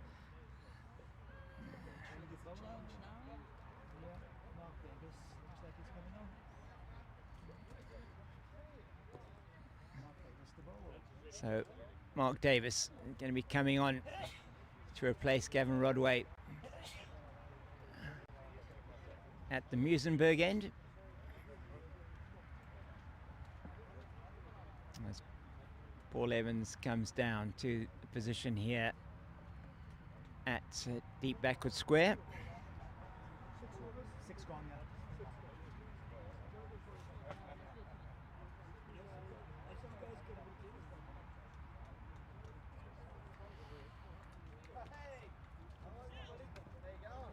So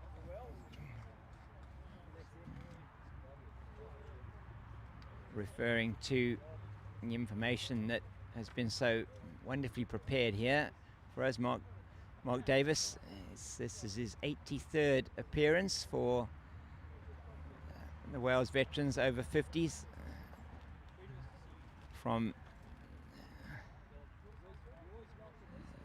Pontedillis Cricket Club. And he's a level 3 ECB coach, and so very important role that he has to play in this team as well. And some lovely quotes here that he works quite closely with Mike Cann to make sure that the morale is maintained in the change room, and no doubt he's able to do that as well. And seeing that players, I'm sure, listen to him as a police officer. I'm going to have to ask Stephen to tell me how I pronounce the name of the police station that he works in. David Powers. David works for the David Powers Police. Due to retire this year. And due to retire this year, so it's just It's neatly played into the leg side. 56 years old is Mark, and has also played first-class cricket for Glamorgan and Gloucestershire. And with his left arm spin, he's looking to just keep a bit of the stranglehold that Wales have got here on the US. A very good over a couple of overs ago, 11 off the last one from Rodway, but now with the introduction of spin, Davis is on the money,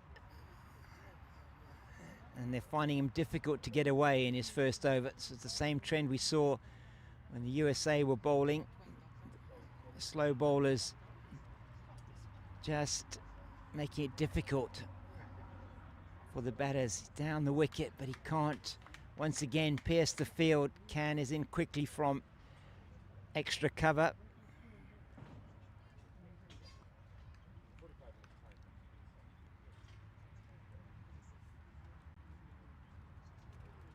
It's in the air, it's high up, Can's underneath it, and he takes the catch. You didn't expect that Mike Can was going to drop that. It was hit up high into the air, settled himself underneath it, and the scoreboard pressure has told, and Mark Davis gets his first wicket, and it's the third wicket that's down now for the USA at the end of the 7th over. So now 28 for 3 now, sorry, after 7, going at just 4 and over, and that run rate required is just creeping up ever more, and 7 runs to the over needed now for the USA to win this game, as Suhas Naik comes out to the middle.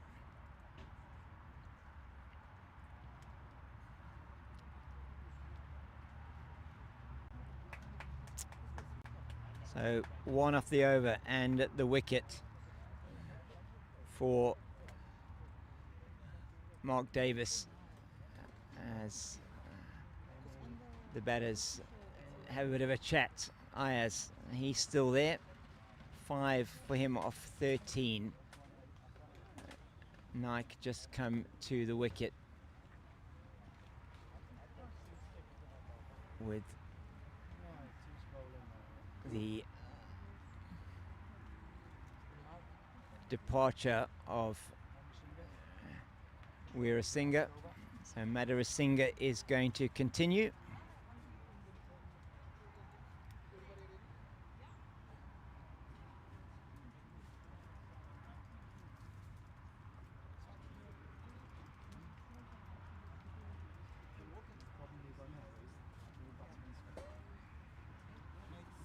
You saw one problem, the other one comes over. I know exactly. What were Weerasinghe's numbers? He is 3 overs, 1 for 9. And the batter, Weerasinghe, the batter that was out. Weerasinghe was 11 Off. of 21 balls. 1-4. 2 fours. 2 fours. So Madarasinghe just setting his field here. Madarasinghe be his last over. He's really bowled well for his team.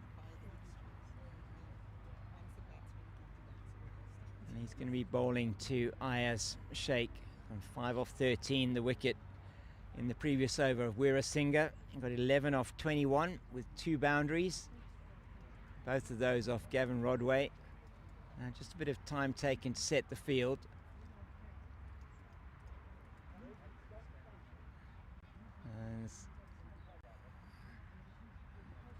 So it is a 6-3 offside leg side field. There's a man in at short third. There's a point. There's a man at on the deep cover boundary. There's a cover, an extra cover, and a long off. There's a full go.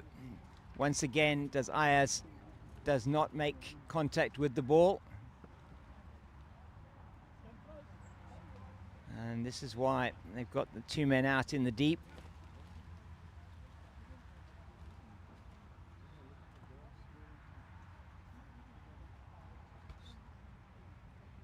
It's in the air and will fall safe as Andy Price is after it from mid-wicket, and they'll come through for 2. Takes the score to 30 for 3. So 90 more needed of 13 or 12 overs and 4 balls, nearly 13 overs. 7 and over the required rate. And it's not going to be a run this time. And Ayaz aware that he now is the senior partner in this partnership.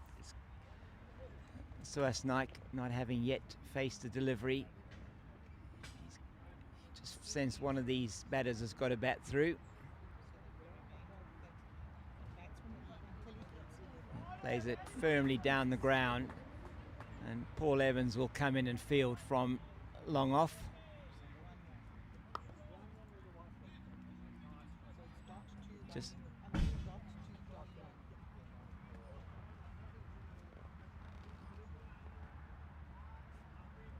Just the one.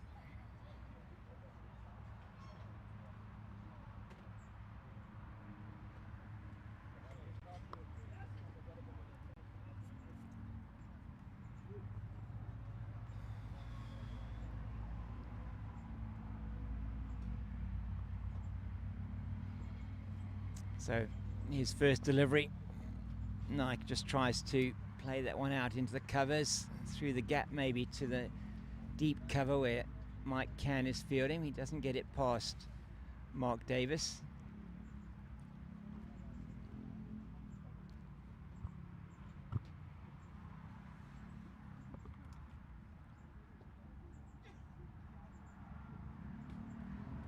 And it's a repeat of the previous delivery, this time with a straighter bat. It still doesn't pierce the field, no run.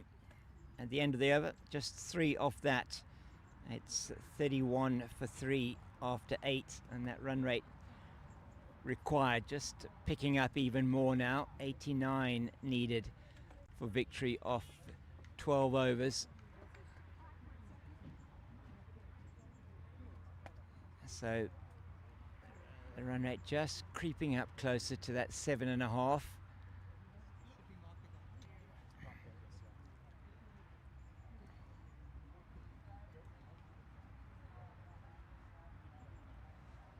So for Davis, the left arm spinner, to the right hander, I've got a ring field. I say a ring field, got 3 men out on the boundary on the leg side, deep backward square, deep mid wicket and a long on, and a man in at mid wicket. It's played very nicely through the cover region down to the man at long on, long off. It'll just be the 2, sorry, as he has to make quite a bit of ground to his right hand side.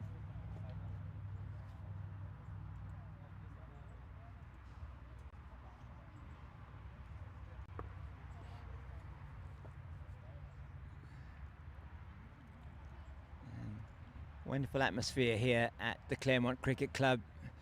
Teams have arrived for their afternoon games. They're going through their briefings, getting things organised. Those games starting at 2 o'clock this afternoon. Play and a miss. A swing outside the off stump from Ayaz. He can't make contact. Davis, wicket in his first over. Weerasinghe skying one to Mike Cann at extra cover. That's played with some force down to the man on the deep cover boundary. I'll go through for a single. Just trying to see who is out there. Paul Eadie, thank you very much, Stephen. Number 44 on his back. Just trying to identify the players in the different positions. So they're through for a singles. Naik on strike once again, yet to get off the mark.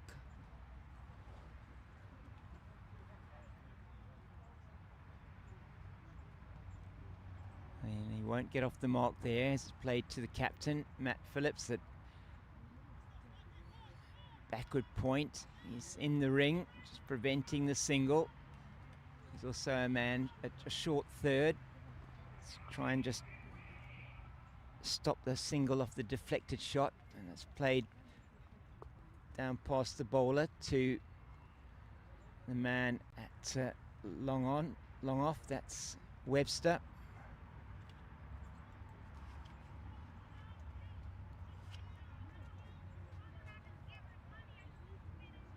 So 4 off the over so far. Last boundary came in the 5th over. It's been very good from Wales since then. Just conceded the 11 runs.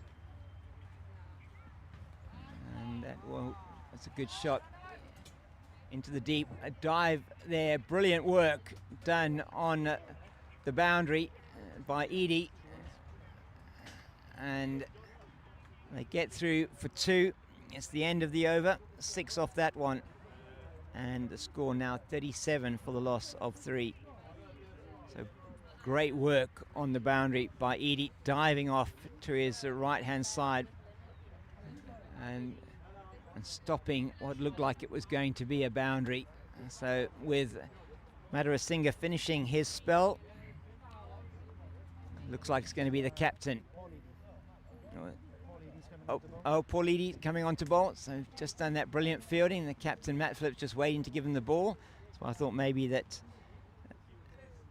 Phillips was going to come on, but it is Paul Edie coming on to bowl.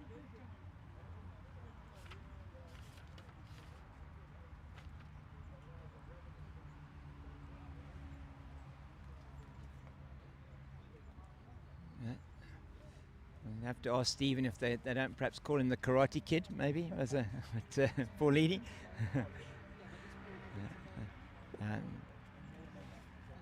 Got his headband on, Paul Edie. It's an interesting fact. Yeah.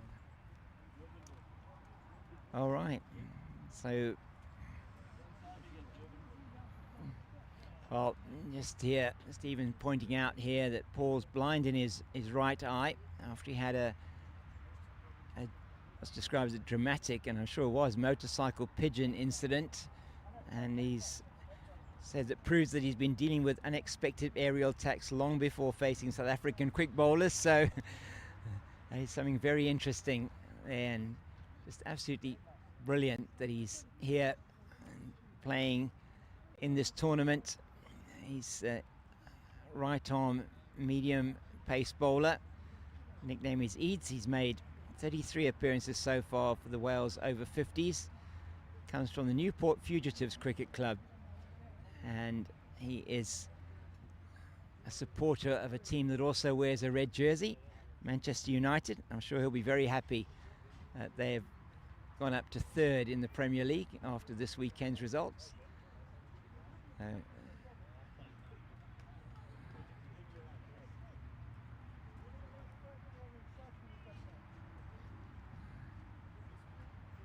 So he's going to come in off a reasonably short run.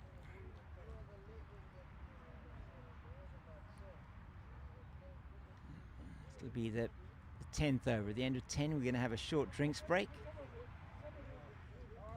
Oh, very nice flowing action. Just gets to the crease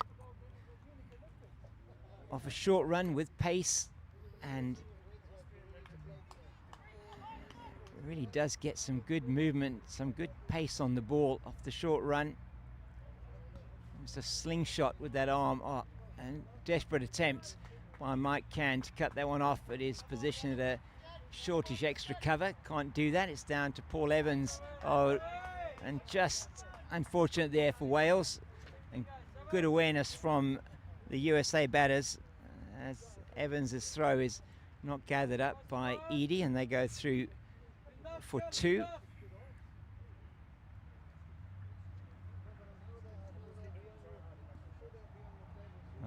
There's Cann, straight to him. He's almost in a, not even really an extra deep, it's not even an extra cover position, it's almost between extra cover and mid-off.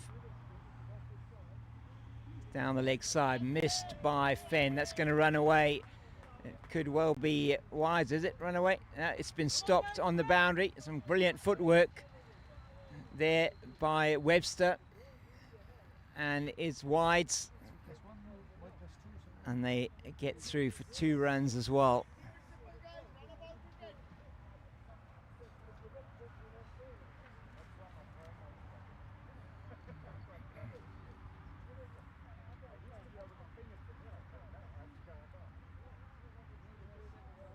That's off the pad this time, and there is nobody at fine leg. He's being asked to bowl outside the off stump here, Edian. It's another 2 this time. It's looks like it's off the bat. I thought that might be off the pad, but it's off the bat. So turning out to be a good over this for the USA. 7 off it so far, still 2 deliveries left. 44 for 3. They're needing at least 7 and over the next number of overs to be able to get themselves back into this contest. 37 for 3.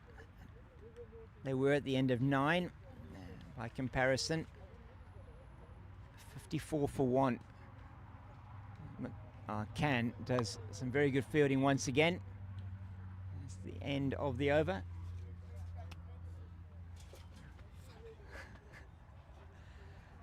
And it is 44 for the loss of 3 after 10. We're going to take a short drinks break, and I'll be back with you on the other side of that in about 2 or 3 minutes.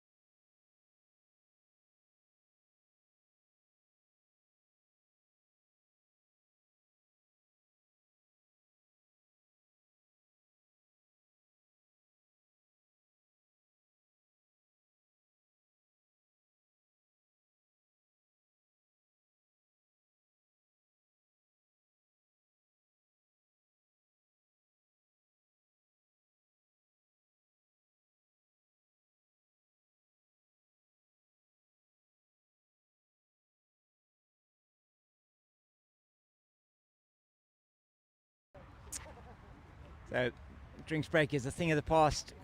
10 overs gone. 76 needed to win for the USA in those 10 overs. They've got 7 wickets in hand. And it is Mark Davis. He's going to continue with his left arm orthodox spin. from the Musenberg end, and Ayaz Sheikh is on strike. With him is Saus Naik.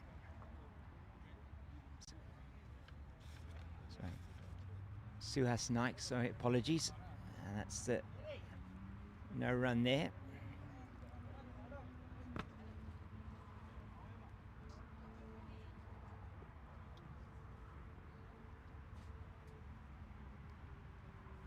It's flicked into the leg side. Paul Evans will come in from deep backward square and do the fielding. It was good running. Very close. That was well run though from Sheikh. It looked like potentially he was in trouble. They got back well for the two. Urgency is there now. Clearly the messages come out during that drinks break. Need to make sure that they are pushing these runs along a bit, and that's in once again to this area here. Paul Evans is in very quickly. It's only going to be the single.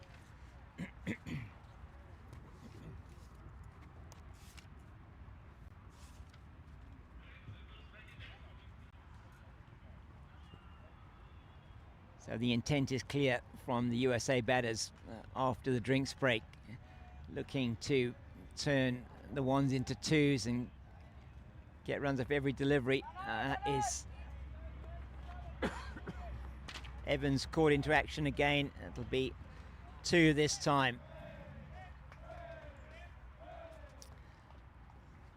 As there are more birthday celebrations taking place. One of the Australians also having a birthday today. So we can have Team liaison officer's birthday. So it is Etienne's birthday today, the team liaison officer for the Australians. So we won't have two birthday boys on the fields in the air. Oh, just a teaser. 2, 1, and 2. Dot 2, 1, 2. Just a teaser there for Should be one more on the script. Yeah, 49. Andy Price at mid-wicket. Should be 16 for. Sorry, I see that. My apologies. That's Sorry, it's 49 for 3. It's remote, it's not really not. sticky button. Was there a dot after the 2? Yes. Last ball. Boy, he looks to go for the big shot, leaves it alone outside the off stump. It's the end of the Mark Davis over, 5 of that. So not getting the runs they needed in that over were the men from the USA, and some discussions in the middle again from the batters.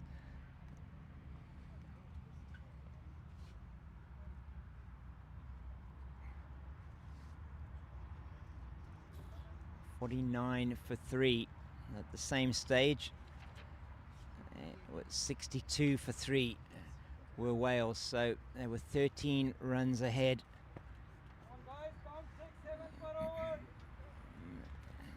And the pressure is certainly on the batters from the USA. 71 to win off 9 overs.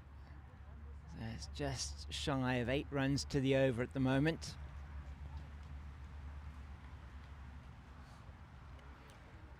Paul Eadie to continue from the Ardern end.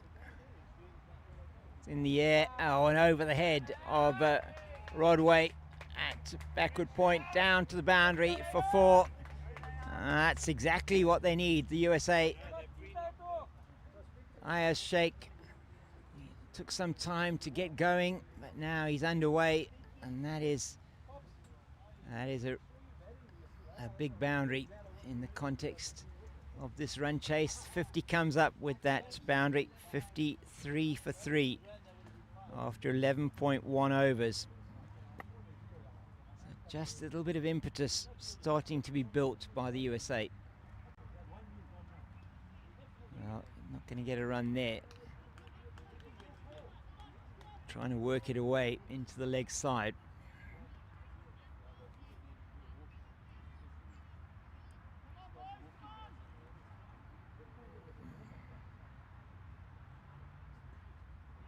That should just be the one. It's played softly into the offside can fields. It's played into the leg side. I don't think it's going to get to the boundary. It's pulling up short, but they are going to turn for three. That's good running from the USA. 8 off the over now from Edie. First over went for 7. This has been expensive. They're on up and at the rate required for this over.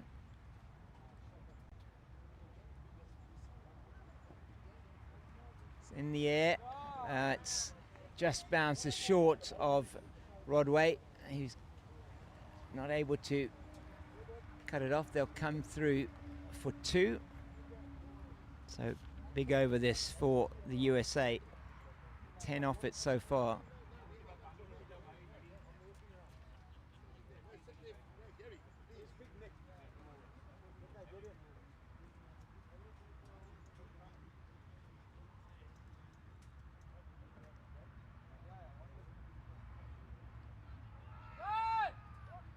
Well, I think it was a nick on that. I heard something. It goes into the gloves and through the gloves of Fenn, the wicket keeper. Edie, disappointed that wasn't taken. And 11 off the over. It's a big one for the USA. 60 for 3 after 12. So batting it now 5 and over. 60 for 3. Same stage, 63 for 3 were Wales. So this contest now very evenly poised. This pair have done really well for the USA. They've put on so far 32 for the 4th wicket.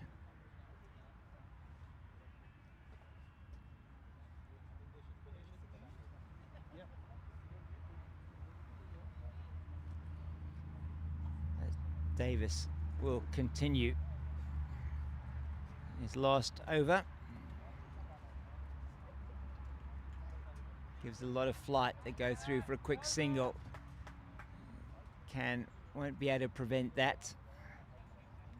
So the drinks break brought a real change in attack from the USA. And that is a great catch from Can at that short extra cover position. That's hit with some power by Suhas Naik, but he hits it straight at Mike Can, who puts his hands up to the left. It was about a shoulder high catch, and he takes it with 2 hands, and the 4th wicket goes down. And so just as the USA were building some impetus, it is a wicket that falls, and the new man to the crease is going to be Satyapal Chabra, SP on his back. So Naik caught Can, bowled by Mark Davis.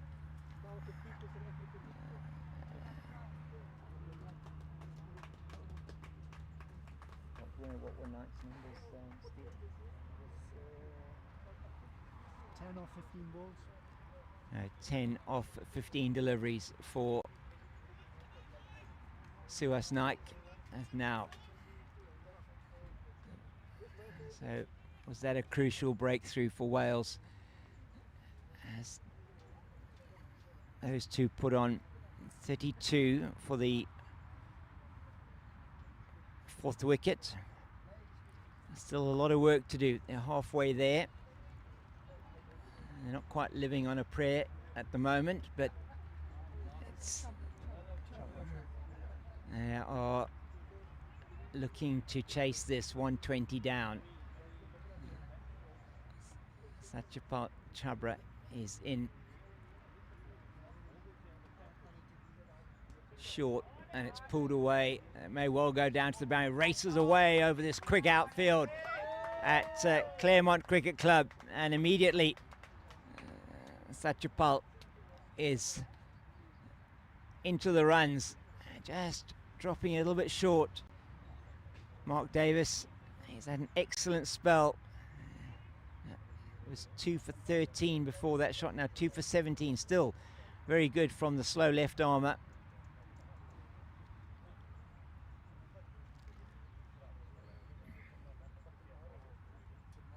And now just trying to see what they're going to do with the field here are Wales. Paul Evans just asking for some direction in terms of where he should be fielding. That's straight back to the bowler.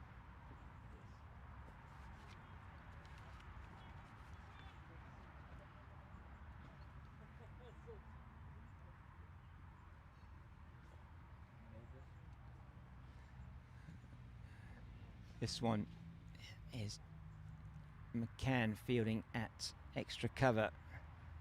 One ball left in Mark Davis's spell. It's to the right of Can this time, down to the man at long off, and they're through for the single. And that's Alan Webster out there on the boundary. 5 off the over and the wicket. And 65 for 4 after 13. So good comeback from Wales after the Eadie over went for 11, and Paul Eadie is going to be replaced by Mike Can from the Ardern end, the northern end of the ground.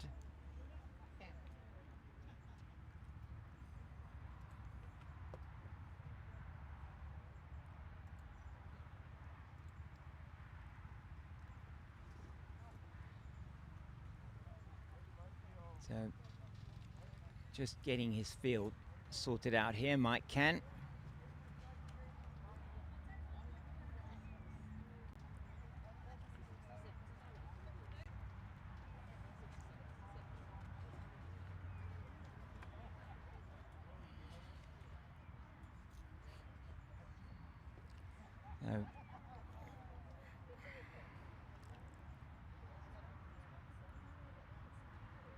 Going to be bowling his off breaks to the new man, Satchapal, who's at the crease. SP on his back. 7 overs to go. 55 needed for victory. 8 and over will get them there.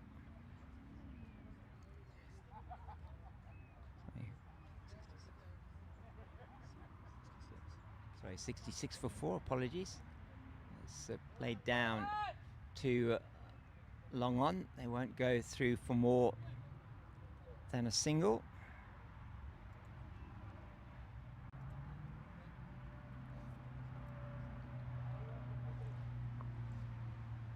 So Ayaz Sheikh, you feel a lot depends on him here as to whether USA are going to get over the line. Short cut down to Madhura Singh at deep cover for a single.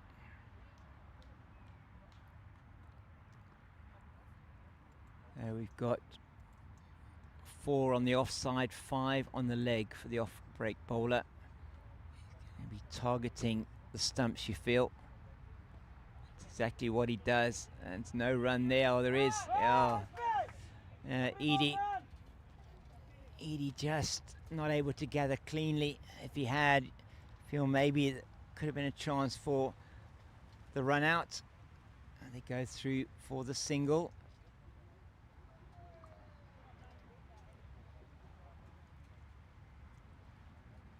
Pressure is building here. Sheikh on strike, 26 off 30 off 31 for him. It's in the air, 1 bounce. Great fielding from Paul Evans coming in off the boundary. Could have been nasty for him with the spin off the turf, but he sticks out a right hand and fields that very well. This time it's played into the deep.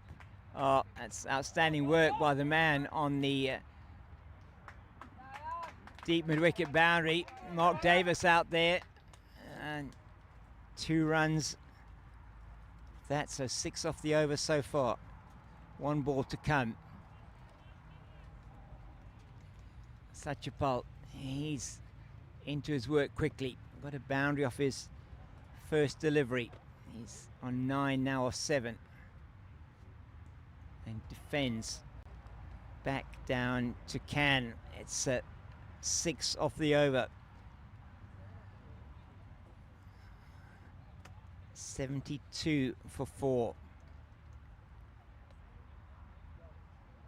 48 of 36 balls. 8 runs and over exactly to win. You can just sense the tension out there on the field. Supporters here to our right. We've got the USA team sitting to our right-hand side, watching every single ball, encouraging their players, encouraging the batters out there. The Welsh supporters are also supporting a team. A contingent always comes out with the Welsh teams. Always a lot of support. Family members. Not sure if there are any wags, wives and girlfriends. Certainly will be a few of those out as well, enjoying coming out to South Africa. Many of the families and players out here for the first time. Paul Evans now coming on to bowl from the Muizenberg end, the southern end of the ground. And you're watching this broadcast brought to you by Pitch Vision Sports Technology and sponsored by this tournament, sponsored by Fed Group, Retirement 24/7 and Ruby Living, brought to you by the Veterans Cricket Association of South Africa. The Over-55s tournament organised and run by Roger Malt and his team, and they do an outstanding job here in organising and managing these tournaments, international tournaments. There have been some World Cups as well played here, Veterans World Cups in South Africa. So Evans now coming in to bowl. Looks like medium paces from Paul Evans as well. It's down the leg side. Not sure if you got anything on that. I don't. It's not going to reach the boundary. Going to get 2. They're coming back for the 3rd. No, they're not. He's off the bat, so they come through for 2.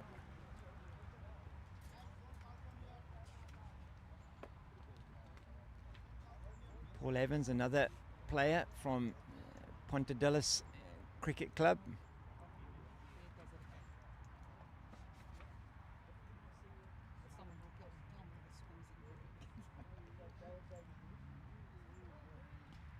Oh, that's a glorious shot from Sheikh, down to the boundary for 4.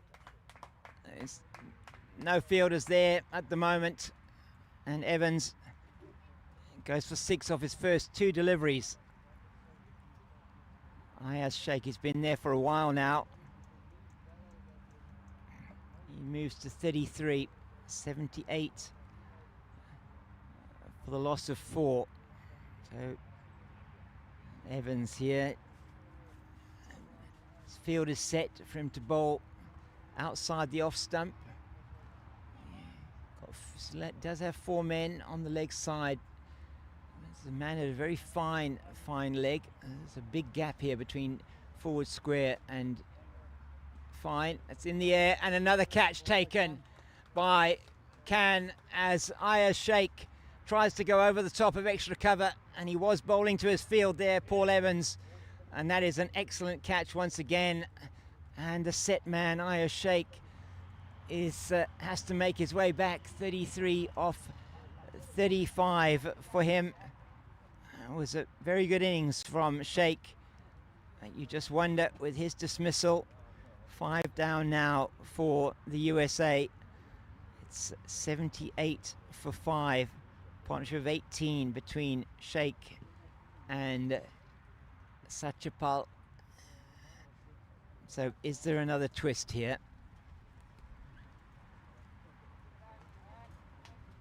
Satyapal Chabra, as he gets the applause, and well he should.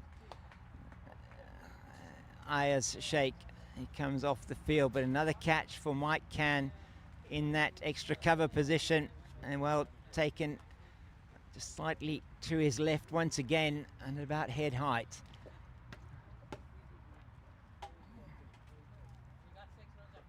So new batter Aaron Toledor, and we hope he's okay. Fell over earlier on today, took a very good catch in the deep third position, fell over and landed quite heavily on his neck. He's had some treatment and he's out there now. Got his cap on, he's hitting his pads, getting himself ready for the onslaught you feel that they have to have here, the men from the USA. Evans towards him now. Oh, it's flicked away into this gap on the leg side. It's running away. It's not going to get to the boundary. Widerasinga's quick. Can't prevent them to get back for the 3.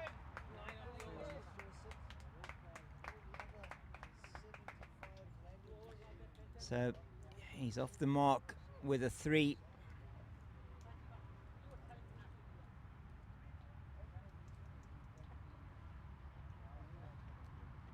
Now Satyapal on strike.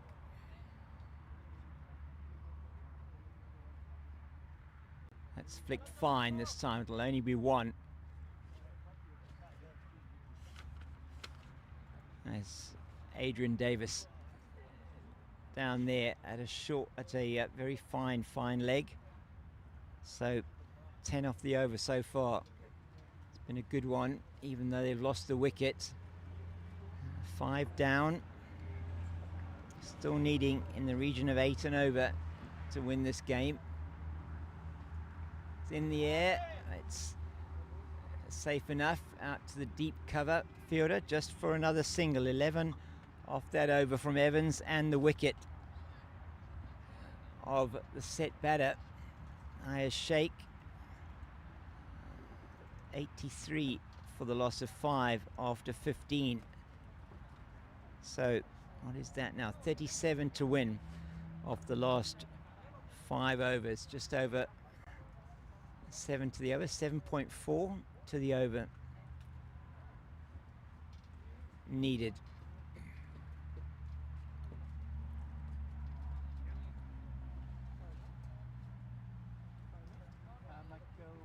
Can is to continue from the Ardern end.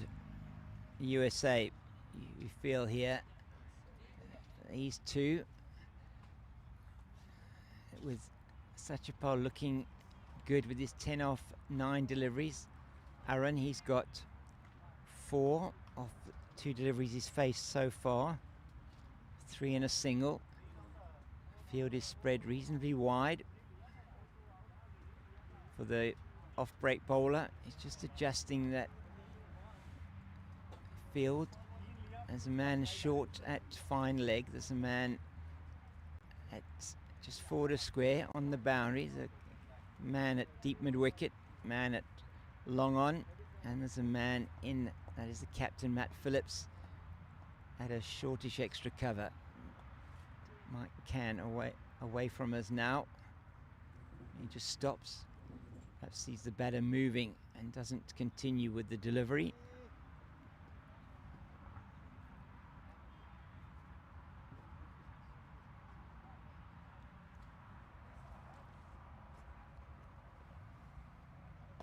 It's wide, but he just plays it down to third, and they don't come back for the second. Rodway is to the ball quickly. Aaron being implored.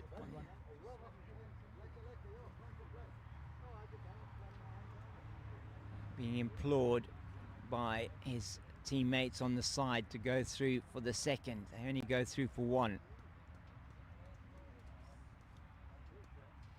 It's in the air and it's straight back to Can, who takes his fourth catch of the innings, and this time it's off his own bowling, and Satyapal just playing maybe a little bit too early on the shot. He just pops it up back to the bowler. And Mike Can, he's in the action once again. And Satchapal has to make his way. As I say, the 4th catch for Mike Can in this innings. He's taken 3 of them at extra cover. And this now, the 4th one he has taken. And it is the wicket of Satchapal. So now, is this the next twist in the tale of this game between the USA and Wales? Has been really it's been a very interesting clash, this one. Close game looks in prospect here as the new man comes to the crease. Parak Ananta, the wicket keeper, very good with the gloves. Busy man out when he had the mitts on. Let's see what he's going to be able to do here at bat. You expect that he will be busy as well out there with the bat in hand. As a bit of a breeze picks up again here. This is the 16th over.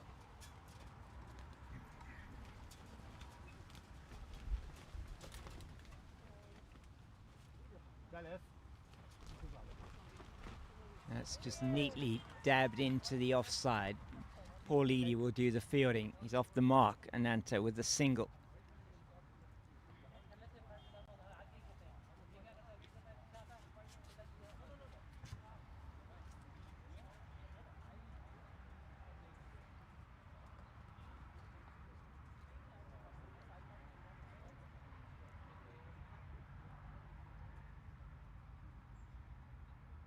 Bowled him. He's bowled him. That's brilliant from Can. He tosses it up. Arun goes for the big shot, and it plays all around it, and it takes the off stump. And Mike Can, his golden arm here, has taken a 2nd wicket in his 2nd over. And now that is 7 down for the USA as Shah comes to the wicket. Syed Shahnawaz walking out as Aaron Tolador. He has to make his way back to the dugout.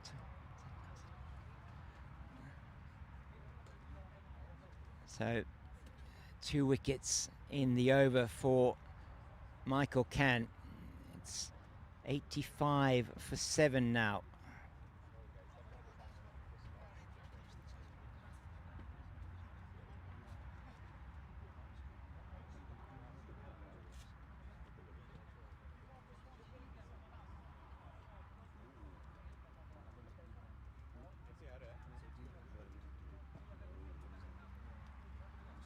So 15 overs and 4 balls have been bowled.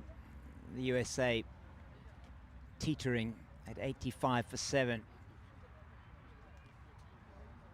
Shah coming to the crease. He bowled very well earlier on today. He was by far, I think, the pick of the bowlers for the USA. 4 overs, no maidens, 2 for 15 for him. He was supported very well by Raj and Ayaz, both who took 1 wicket. And Himanshu as well with the 1 wicket. It's a different proposition for him here. He's got a fired up Mike Can bowling to him.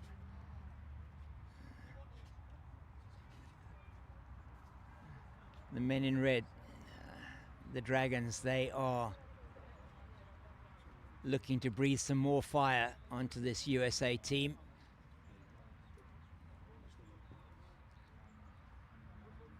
They've got more than a sniff here, have Wales, in terms of to winning this game. Defends back to the bowler, just 2 off the over and 2 wickets. It's 85 for 7 after 16. 35 needed to win off 4 overs. Required rate 8.75 runs to the over.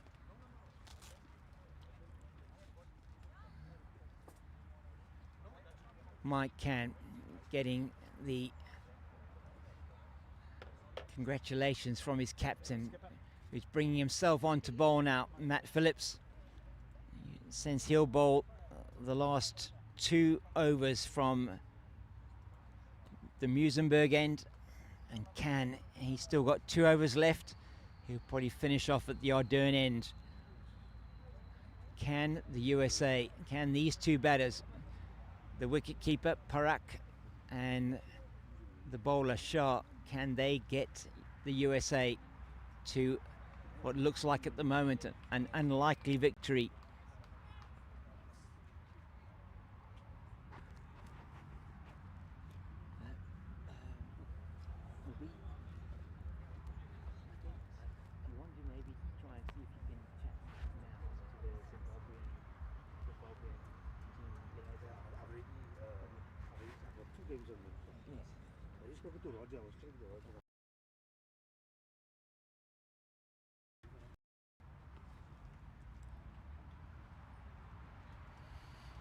So Matt Phillips.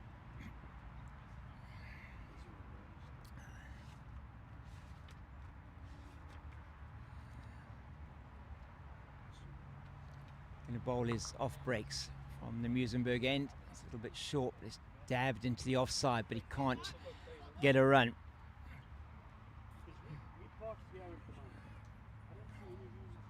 Malith Madhurasinghe geeing up his teammates from the deep square leg boundary. It's short, it's in the air. Madhurasinghe is coming in to take the catch, and he does. That's an excellent catch from Madhurasinghe. It certainly was the right shot to play from Parak, but unfortunately for him, just the top edge. Up into the air, Madhurasinghe, he runs in, settles himself under the ball and takes the catch. The wicket of Parak and Anta, and the USA are 8 down now as Raj goes to the wicket. So 1 of 2 deliveries for Parak. And you have to say now, with the score 85 for 8, that it looks like this is going to be a victory for the team from Wales.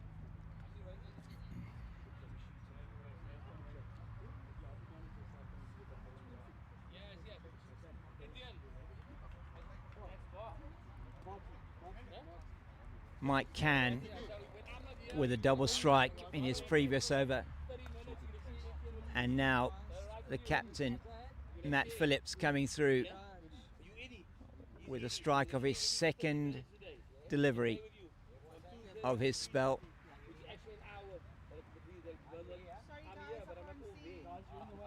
That's played down the ground to long off through for just the 1. Alan Webster on the boundary, done some good work out there for the Welsh.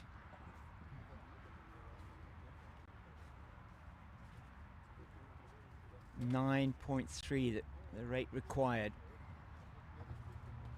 It's played down past the man at a shortish backward square to square leg, where Madhurasinghe does the fielding. Quickly to the ball, knocks it on, but they only get through for the 1. The run rate continues to climb.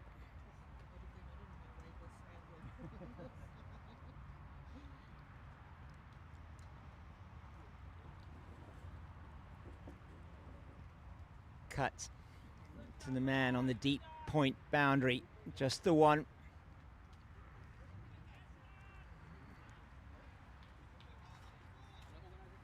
That is Rodway out there, the fast bowler. He started it off for Wales, a wicket in his first over.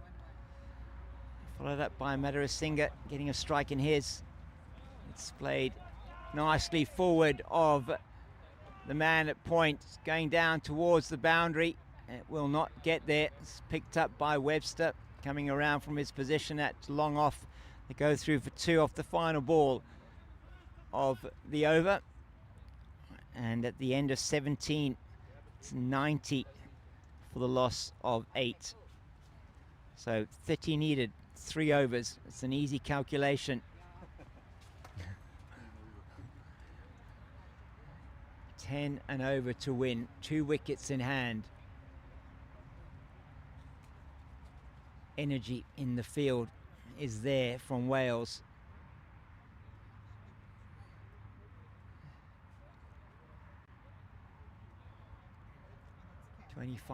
"1 here, pretty much in South Africa. We hope that wherever you are around the world watching this, that you're enjoying this broadcast. Oh, I don't think he's going to get a single there. Jason Fenn ran quickly from behind the stumps. We hope that you're watching in Wales, you're enjoying this, and from the USA, early morning there, depending on where you are and what time zone. I hope you really are enjoying this broadcast of this exciting encounter. Tries a reverse sweep, misses it, and gets bowled by Khan, and that is the 3rd wicket for Mike Khan, his second one that he has bowled. And you sense now that for the men from the USA, it may well be all she wrote, as the new man Balbir comes in to the crease. Balbir Singh coming in at number 11.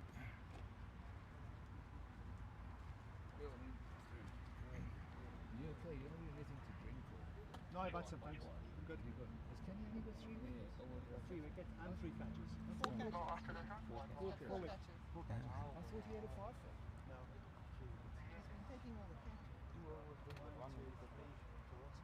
So Raj, they're making his way. You've got to find Kenny for putting himself in a position to be able to take those catches at the expense of the other players. Yes. Number 6. Babia.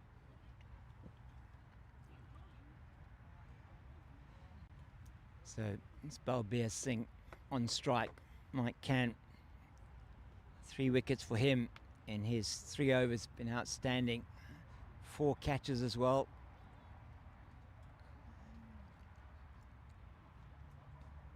That's played down the ground. It's like it's Price coming in. You know, Adrian Davis coming in from long on. I'll go through for the single.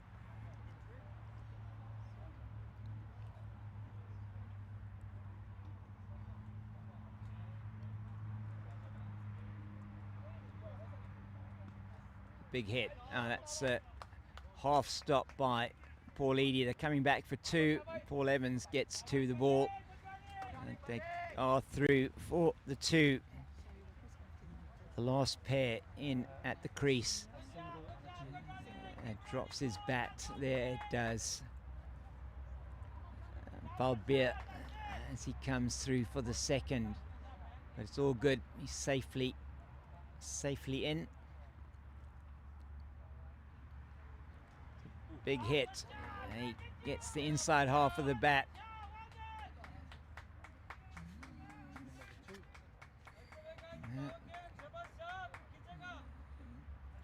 Good work once again on the boundary by Webster. They're 3 for 2. 25 needed. 1 wicket in hand. 13 deliveries. They need 2 runs a ball here. That's played into the deep, straight to the man at that straightish deep mid-wicket position. They're through for another single, and that is 6 off the over and the wicket. 96 for 9 are the USA. 24 needed off 12 deliveries. 12 and over. 2 runs a ball. The key man here, Shah, he's brilliant with the ball. Can he get his team home with the bat?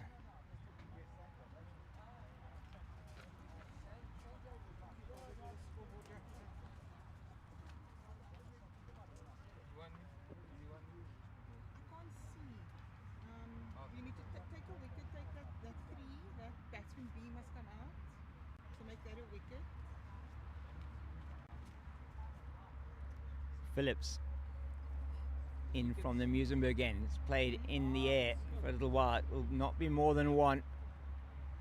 He wanted two there, did Shah. Now Balbert is on strike.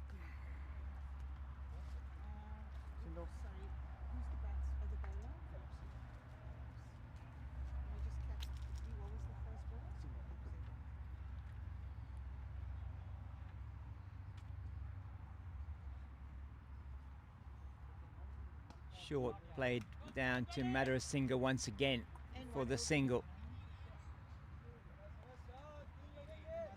Madara doing good work here at deep square. Took that very good catch in the previous over of Parak as he played the ball aerially into the square leg region. Made some good ground. That one's in the air as well. Who's underneath this one? One of you, they say, and it falls in the middle in no man's land. Well, you feel perhaps had Madara been the one that had taken the responsibility, three fielders converging on it, and nobody manages to get round to take the catch. 99 for 9, 3 singles off the over, 21 needed, 9 deliveries. Short, dabbed into the offside by Balbert. They'll take the single. It'll be no more than that. 8 balls, 20 runs. Boundary, they have to hit a boundary here. Shah, 100 comes up for the USA. It's got to travel, and doesn't, unfortunately, for the USA. Straight down to the man at that deepish cover position. Singles are not enough now.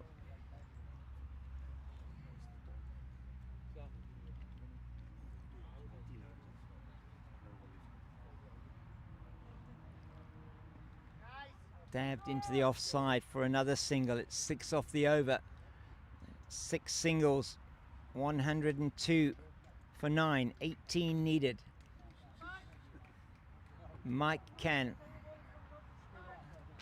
to bowl the last over, you feel? Been good, has Can so far. 3 overs, 3 for 14.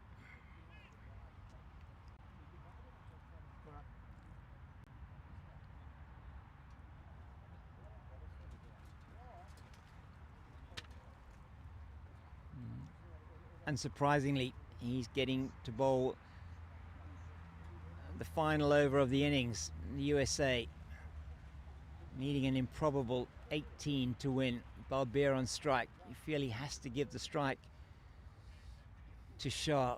The man has been in there for a little bit longer. 11 off 11 for Shah. 4 off 4 for Balbert. First ball, you feel has to go to the boundary.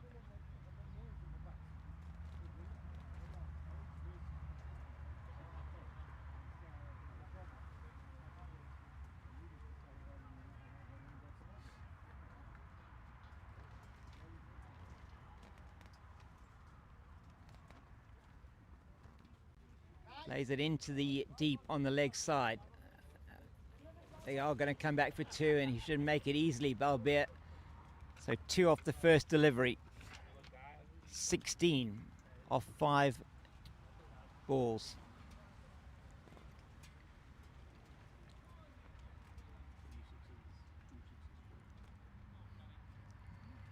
Are we going to see any maximums in this innings from the USA? We haven't so far.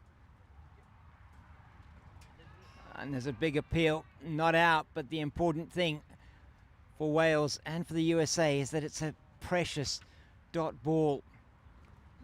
Every single delivery now has to go to the boundary. 16 off 4.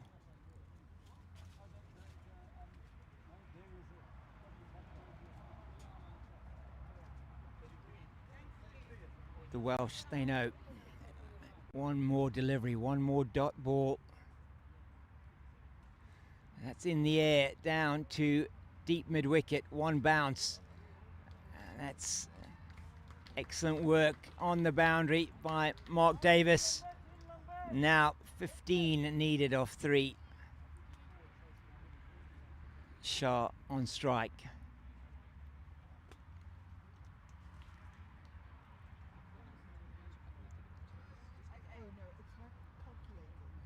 Tension next to us in the USA dugout. Goes for the big hit, but he doesn't make it, and he just cloths it down to Matt Phillips at mid-on, and he takes the catch, does the captain. Shah is out, caught Phillips. Mike Can takes his 4th wicket to go with his 4 catches in what has been, you'd have to say, towards the back end of this innings, a match-winning performance from him. It is the USA that ends 105 all out, and it is first blood to Wales in this first T20 match here on the Burt Oval today. Really has been a very good performance from the Welsh. The men in red have come with purpose. The USA, they tried hard. It was just too many wickets falling. They got to 60 for 3 after 12. Still needed in those last 8 overs to bat at 7.5 and over, but lost wickets, regular intervals from then, and ended on 105 all out, losing by 15 runs. And now, as is the spirit here, the teams will line up and shake each other's hands. It's been a very good match, and we're glad that you have been able to share that with us here. We hope you enjoyed it. We're going to say goodbye for the moment. Please join us shortly for the match starting at 2 o'clock between Australia and Zimbabwe. That should be a fantastic encounter here from the Burt Oval at Claremont Cricket Club for the moment, from myself, James King, and from our production team here from Pitch Vision, from the scorers. It's really thank you for joining us, and goodbye for the moment. Thanks, James. Thanks, Stephen. It's great. Thank you. Really enjoyed it. Right. I'm going to go and have some lunch quickly. Do you want to check 5 minutes quickly, James? Eh? I've Sorry? spoken to the Zimbabwe Yeah, manager. okay, cool. He's given me the team sheets already. Have you got, and you I've got all the that, and numbers? He Yeah. said, he said to me, Who else do you have? I've got this information on Australia, which I'll give you. I'm Thank you, guys. doing, saying cheers. I'm Yeah. doing Cheers, cheers. on Thursday Yeah. and Friday and Monday. I'm doing 2 Zimbabwe games. Yes, you are. Yeah. On and SA, right?